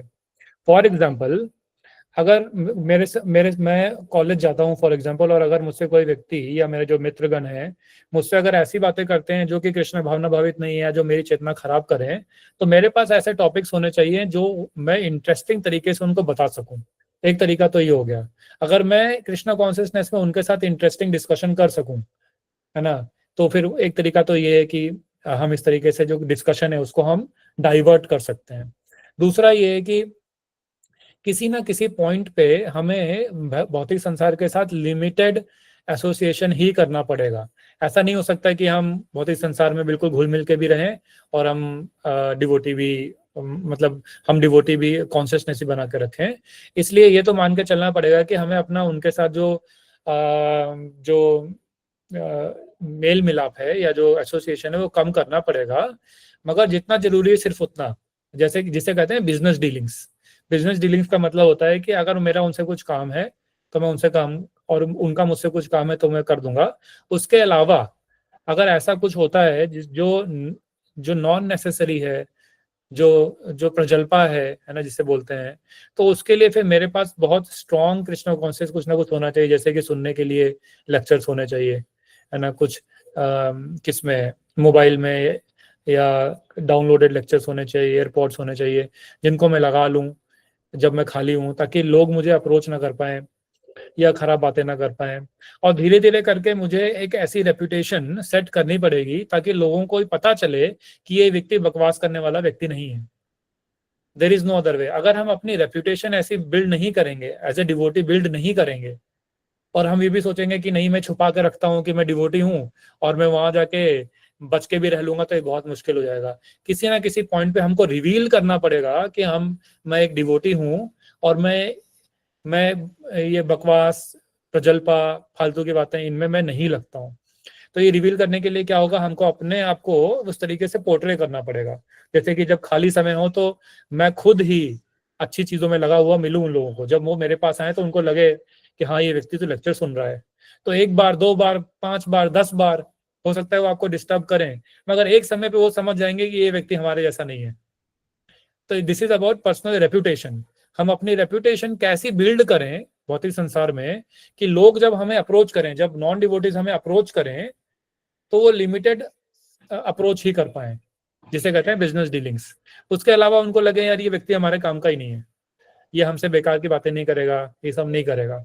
हाँ, मगर ये व्यक्ति अगर बिजनेस डीलिंग्स करेगा, ये बहुत काम का व्यक्ति है, क्योंकि इसकी नॉलेज अच्छी है, ये पढ़ाई में अच्छा है, ये कोडिंग अच्छी करता है, व्हाटएवर। तो वो जो रेप्यूटेशन है वो होनी चाहिए कि हम अपने बिजनेस डीलिंग्स में अच्छे बने जितना हो सके, और अपने नॉन बिजनेस डीलिंग्स में हम उतना ज्यादा अपने आप को एज ए डिवोटी प्रेजेंट करें। तो लोग जब हमें अप्रोच करेंगे ना, वो नेचुरली आप देखिएगा वो समझ जाएंगे कुछ समय बाद कि इस व्यक्ति को हमें कैसे डील करना चाहिए। Hare Krishna. Thank you. Next Palak माता जी, आप अपना क्वेश्चन पूछ सकते हैं। हरे कृष्ण प्रभु जी, दंडवत प्रणाम। प्रभु जी, मुझे ये पूछना था कि हम हमेशा कैसे स्मरण में रख सकते हैं कि हम दास दासानुदास हैं, त्रणादपि सुनीचेना, हर समय कैसे स्मरण में रखा जा सकता है? क्योंकि कभी ना कभी हम कुछ अच्छे से करने लगते हैं तो हम इतने तुच्छ हैं, इतनी तुच्छ सोच है कि हम में अहंकार आ जाएगा और उसके बाद में ऑब्वियसली हम फॉल डाउन करेंगे और फिर हमें रिग्रेट होगा। तो हम कैसे हर वक्त स्मरण में रखें और हमेशा हम्बल कैसे रहें? संसार में भी जाना होता है तो वहां पर ह्यूमिलिटी कैसे रखें? हर संसारी को ये दिखाने की जरूरत नहीं है हम्बलनेस, लेकिन हमारे भीतर तो हम्बलनेस होनी चाहिए ना, तो वो कैसे रखे प्रभु जी? हरे कृष्ण। हाँ, सो भगवत गीता में अगर आप देखेंगे, भगवत गीता में 5.18 में भगवान, हरे कृष्णा, भगवान यही बता रहे हैं कि हरे कृष्णा, तो भगवान क्या बता रहे हैं, विद्या विनयम संपन्ने ब्राह्मण गवि हस्तिनी सुनी चैव सुपाके च पंडिता समदर्शिना। तो यहाँ पे बहुत इंपॉर्टेंट जो कॉन्सेप्ट है वो है विद्या विनयम। विद्या से विनय आती है। आप जो प्राप्त करना चाहते हैं, जो विनम्रता प्राप्त करना चाहते हैं, विनम्रता जो है वो विद्या या कृष्णा कॉन्शियस नॉलेज का सिम्टम है, बाय प्रोडक्ट है। तो अगर किसी व्यक्ति के पास बहुत अच्छी नॉलेज होती है तो मटेरियल वर्ल्ड में भी वो व्यक्ति आप देखेंगे उतना विनम्र हो जाता है। उसी प्रकार स्पिरिचुअल वर्ल्ड में भी, स्पिरिचुअल लाइफ में भी, कृष्णा कॉन्शियस लाइफ में भी जितना ज्यादा हम कृष्णा कॉन्शियस नॉलेज को समझेंगे उतना ज्यादा नेचुरली हमारे अंदर से विनम्रता आ जाएगी। विनम्रता is a by product of knowledge. Humility is a by product of knowledge, is a symptom of knowledge, rather is a symptom of knowledge. जहां कहीं भी नॉलेज होगी वहां पे विनम्रता प्रेजेंट होगी ही होगी। तो इसलिए विनम्रता के लिए अलग से मत प्रयास कीजिए। ऑब्वियसली हमें वैष्णवों का सम्मान करना चाहिए। इनफैक्ट हर किसी का, भगवत गीता में बोला है कि हम एक जो डिवोटी होता है वो चींटी से लेके ब्रह्मा तक हर किसी का वो क्या करते हैं, सम्मान करते हैं। तो एक्सटर्नली हमको सम्मान करना चाहिए, सबसे हरे कृष्णा बोलना चाहिए, प्रेम से व्यवहार करना चाहिए, मगर एज ए साइंस हमें ये समझना चाहिए कि जो विनम्रता है वो नॉलेज का सिम्टम है। फॉर एग्जाम्पल कॉन्शियसनेस जो है वो सिम्टम है किसका? आत्मा का। अगर कहीं पे आत्मा है तो वहां पे कॉन्शियसनेस होगी, मतलब आत्मा है तो चेतना होगी ही होगी। आत्मा बिना चेतना के नहीं हो सकती, करेक्ट? तो उसी प्रकार जहां विद्या होगी वहां पे विनय या विनम्रता होगी ही होगी। इसलिए विद्या पे ज्यादा ध्यान दीजिए। विद्या का मतलब है Krishna conscious knowledge. Krishna conscious knowledge क्या है कि मैं कौन हूँ, भगवान कौन है, मेरा भगवान के क्या साथ क्या संबंध है, मैं भगवान की कैसे सेवा कर सकता हूँ।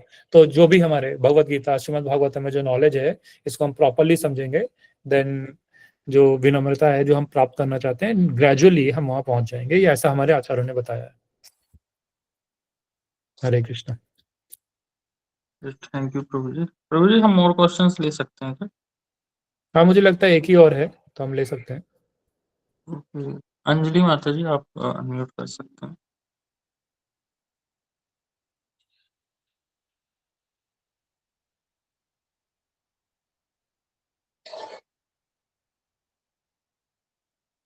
हरे कृष्णा।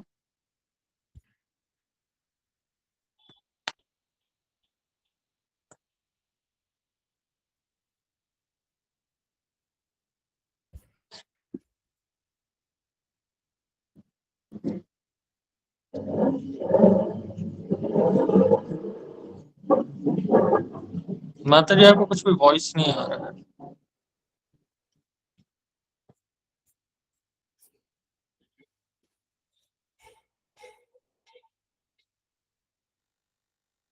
हरे कृष्णा। हरे कृष्णा। हाँ हरे जी। कृष्णा जी, दंडवत प्रणाम। मेरा 2 क्वेश्चन था कि एक आपने जैसे विनम्रता की बात करी, मैं कॉलेज स्टूडेंट हूँ और यहाँ पे मैं हॉस्टल में रहती हूँ और यहाँ पे अगर मैं विनम्रता दिखाने की कोशिश करती हूँ तो उस विनम्रता का हमेशा गलत फ़ायदा उठाया जाता है ये समझ के कि मैं बहुत इन्फीरियर हूँ या फिर मेरे अंदर वो स्ट्रेंथ नहीं है कि मैं वो वॉइस उठा सकूँ। और दूसरी बात ये कि अगर हम दिखाते हैं कि हम डिवोटी हैं, तो हमेशा ये आस-पास ऐसे लोग आ जाते हैं जो अपना एक ओपिनियन लेके आते हैं कि जो आपका डिवोशन है, उस पे क्वेश्चन करने की कोशिश करते हो और उसको उसको रैशनल नहीं बोलते। उसको हम हमेशा डोमिनेट करने की कोशिश करते हैं कि अगर तुम ऐसा करोगे तो ऐसा हो सकता है, ऐसा करोगे तो ऐसा हो सकता है। फिर उनके सामने उनको मैं क्या बोलूँ, क्योंकि मुझे पता है कि उनको समझ में नहीं आएगा कि कृष्ण कॉन्शियसनेस या फिर जो भी भक्ति है वो क्या है। पर फिर भी मेरे को उनके साथ रहना पड़ता है क्योंकि मैं एक ऐसे कम्युनिटी में या फिर ऐसे यूनिवर्सिटी में रहती हूँ जहाँ पे ऐसे रहना पड़ता है। तो प्रभु जी प्लीज़ इसका वो कर दीजिए। हरे कृष्णा प्रभु जी। हरे कृष्णा। 2 प्रश्न है। पहला तो कि जब हम विनम्रता को प्रदर्शित करेंगे तो मुझे इन्फीरियर समझा जाता है ना? पहला प्रश्न ये था। तो जो मुझे समझ में आता है वो ये है कि विनम्रता को कमजोरी तब समझा जाता है जब हमारी जो विनम्रता है वो ज्ञान के द्वारा आधारित नहीं है, ज्ञान पर आधारित नहीं है ना? तो उसमें समय लगेगा ऑब्वियसली ज्ञान अर्जित करने में, सबके प्रश्नों का scientific Krishna conscious scientific answer देने में, उस स्टेज तक आने में समय लगेगा। तब तक हमें थोड़ा पेशेंस रखना पड़ेगा। इसीलिए रूप गोस्वामी हमें बताते हैं कि उत्साह निश्चय धैर्यात, हमारे अंदर पेशेंस होना चाहिए और निश्चय होना चाहिए कि अगर मैं ABCD का प्रॉपरली पालन करूं तो समय आने पर मैं ऐसी स्थिति में होंगी जब जब मेरे पास पर्याप्त कृष्ण कॉन्शियस नॉलेज होगी। उस नॉलेज के बेसिस पे जो विनम्रता दिखेगी, वो उस विनम्रता को कोई भी कमजोरी नहीं समझ सकता। जो विनम्रता नॉलेज पे आधारित होती है उसे कोई भी कमजोरी समझ ही नहीं सकता। रीजन बीइंग कि वो जो व्यक्ति है उसका जो ज्ञान है, वो ज्ञान में इतनी ताकत है कि वो दूसरा व्यक्ति के सामने भले ही वो दिखने में कितना भी कमजोर हो, मगर वो ज्ञान की इतना पावर होता है कि वो और जो उसका इंप्रेशन दूसरे लोगों पर जाएगा वो बहुत स्ट्रांग होता है। इसीलिए प्रयास ये करना चाहिए कि हम ज्ञान को ज्यादा आधारित करें, जो कृष्ण भावना भावित ज्ञान है ना, उसको हम प्राप्त करें। भगवत गीता को हम प्रॉपरली समझें। एक स्टेज ऐसी आएगी जब कोई भी व्यक्ति आपको आके कोई भी तर्क करेगा, कोई भी मशवरा देगा या आपके स्टेटमेंट को काटने की कोशिश करेगा, आपके पास हर एक तर्क का, वितर्क का आपके पास क्या होगा, कृष्णा कॉन्शियस साइंटिफिक आंसर होगा। तो जब वो व्यक्ति कृष्णा कॉन्शियस साइंटिफिक आंसर सुनेगा तो उसको एक्सेप्ट करना ही पड़ेगा। ठीक है, मोस्ट ऑफ द टाइम्स उसको एक्सेप्ट करना ही पड़ेगा। तो समरी में मैं ये कहना चाहता हूँ कि हमें इस समय पेशेंस रखते हुए ऑब्वियसली टॉलरेंट रहना पड़ेगा, क्योंकि जब तक हम उस स्टेज पे नहीं पहुंचेंगे तब तक वो जो गैप है हमारी नॉलेज में वो लोगों को दिखेगा। तो लोग क्या समझेंगे कि ये व्यक्ति कृष्ण कॉन्शियस डिवोटी अपने आप को दिखाने का प्रयास तो कर रहा है मगर ये पूरा डिवोटी है नहीं। तो वो जो गैप होता है ना, वो लोग उसको एक्सप्लॉइट करने का प्रयास करते हैं, क्योंकि लोग ये जो भी मेटेरियलिस्टिक लोग हैं वो ये चीज भाप लेते हैं कि ये व्यक्ति अभी नया नया डिवोटी है या इसके नॉलेज में अभी इतना गैप है, तो वो उस गैप को, जो भी हमारा नॉलेज में गैप है, उसको एक्सप्लॉइट करने का प्रयास करेंगे, वहीं पे प्रश्न पूछेंगे, उसी को आपको टॉन्ट करेंगे इस तरीके से। मगर धीरे धीरे करके क्रमशः आपका टारगेट ये होना चाहिए कि मैं पेशेंट रहूंगी, मैं टॉलरेंट रहूंगी, जब तक मैं उस स्टेज तक नहीं पहुंच जाती जहाँ पे मेरे पास सारे कृष्ण कॉन्शियस जो साइंस है वो क्लियर होगी और मैं सभी तर्कों और कुतर्कों का प्रॉपर शास्त्रों की भाषा में आंसर दे पाऊं। तो जब आप शास्त्रों की भाषा में आंसर देने लगेंगे ना, तो वो व्यक्ति ना ही सिर्फ उनके प्रश्नों का उत्तर भी मिल जाएगा, ना ही सिर्फ वो आपसे कुतर्क करना बंद कर देंगे, बल्कि वो आपके फैन बन जाएंगे। वो हो सकता है कि आपके मित्र बन जाए, वो आपके फॉलोअर बन जाए कि ये जो व्यक्ति है इसके पास प्रॉपर आंसर है, वो क्या कर रहे हैं, क्यों कर रहे हैं, इसका प्रॉपर आंसर है, साइंटिफिक आंसर है। और हर कोई दुनिया में, हर कोई व्यक्ति चाहे वो कितना भी धूर्त क्यों ना हो, हर कोई व्यक्ति ज्ञान के सामने झुक जाता है अल्टीमेटली। ये हमेशा याद रखिए। आप हिस्ट्री में भी देखिए, जितने भी ज्ञानी व्यक्ति हुए हैं, इनफैक्ट मेटेरियलिस्टिकली भी, भक्ति में नहीं, मेटेरियलिस्टिकली भी ज्ञानी व्यक्ति होते हैं, बाकी दुनिया उनकी क्या हो जाती है, फॉलोअर बन जाती है। तो हमें ये हमेशा मतलब प्रयास करना चाहिए कि मैं ज्यादा से ज्यादा शास्त्रों को पढ़ूंगी, ज्यादा से ज्यादा डिवोटी एसोसिएशन करूंगी, शास्त्रों को प्रॉपरली समझूंगी। भगवत गीता में ज्यादातर 99.99% जो इस प्रकार के जो तर्क वितर्क होते हैं ना, कुतर्क, उन सब के आंसर हैं, उनको मैं प्रॉपरली समझ के पहले खुद अप्लाई करेंगे। फिर जब मैं अप्लाई कर लूंगी तो जब भी वो मुझसे बात करेगा, नेचुरली मेरे स्वभाव में, मेरी बातों में, मेरे आंसर्स में वो जो नॉलेज है वो झलकने लगेगी। और जब ये होगा तो नेचुरली लोग क्या हो जाएंगे, आपके फॉलोअर बन जाएंगे। मगर उस स्टेज तक आने के लिए हमें क्या करना पड़ेगा, प्रयास करना पड़ेगा, धैर्य रखना पड़ेगा, और सबसे इंपॉर्टेंट टॉलरेंट बनना पड़ेगा। क्योंकि भौतिक संसार में लोग टेस्ट करेंगे, उसके लिए टॉलरेंस होना बहुत इंपॉर्टेंट है। Hare Krishna. Thank you so much Prabhu ji इतने वंडरफुल सेशन के लिए एंड हम सभी के भी डाउट्स क्लियर करने के लिए। तो प्रभु जी का जो आज एसोसिएशन था वो बहुत ही प्रीशियस था हम सभी के लिए। तो हम प्रभु जी के लिए एक बार हरे कृष्णा महामंत्र चैंट करके प्रभु जी का धन्यवाद करेंगे। हरे कृष्णा कृष्णा कृष्णा हरे हरे, हरे राम राम राम राम हरे हरे। थैंक यू एक सो और मच प्रभु जी। वैभव प्रभु, एक और हाथ प्रीति जी ने उठाया है।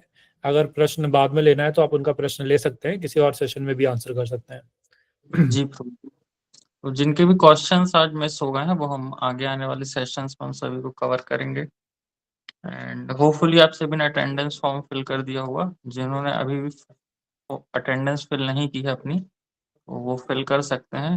It is mandatory for certificates. And next session अब जो होगा हमारा वो है 11th ऑफ जनवरी को next Saturday same timing 7:30 PM, जिसका टॉपिक है unlocking potential, time management and self discipline. इसके जो स्पीकर है वो है हिज ग्रेस रसराज प्रभु जी। तो आप सभी से रिक्वेस्ट है कि जो हमारा लास्ट सेशन होने वाला है 11th को, उसे आप सभी ज्वाइन कीजिए। एंड 12th ऑफ जनवरी को जो है आपका क्विज होगा, जो लास्ट अभी 4 सेशंस हो चुके हैं एंड जो 5th सेशन अब जो होने वाला है उन पर बेस्ड जो है क्विज होगी। तो आप सभी उसे जरूर अटेंड कीजिए। एंड उनमें जो टॉप 5 होंगे उनके लिए एक्साइटिंग गिफ्ट्स हैं। तो अच्छी एक अपॉर्चुनिटी है, न्यू ईयर में आपको कुछ न्यू गिफ्ट्स भी मिल सकते हैं। तो आप नेक्स्ट सेशन उसे भी अटेंड कीजिए एंड जो क्विज है उसे भी आप अटेंड कीजिए। एंड जो प्रीवियस ऑल 4 सेशंस की रिकॉर्डिंग है वो आपके साथ बहुत ही जल्दी शेयर कर दी जाएंगी। तो किन्हीं का यदि कोई सेशन मिस हो गया हो तो वो रिकॉर्डिंग्स में भी देख सकते हैं। ओके, सो अब हम मिलेंगे नेक्स्ट सैटरडे को। हरे कृष्णा। हरे कृष्णा। जगत गुरु श्रील प्रभुपाद की जय। जय।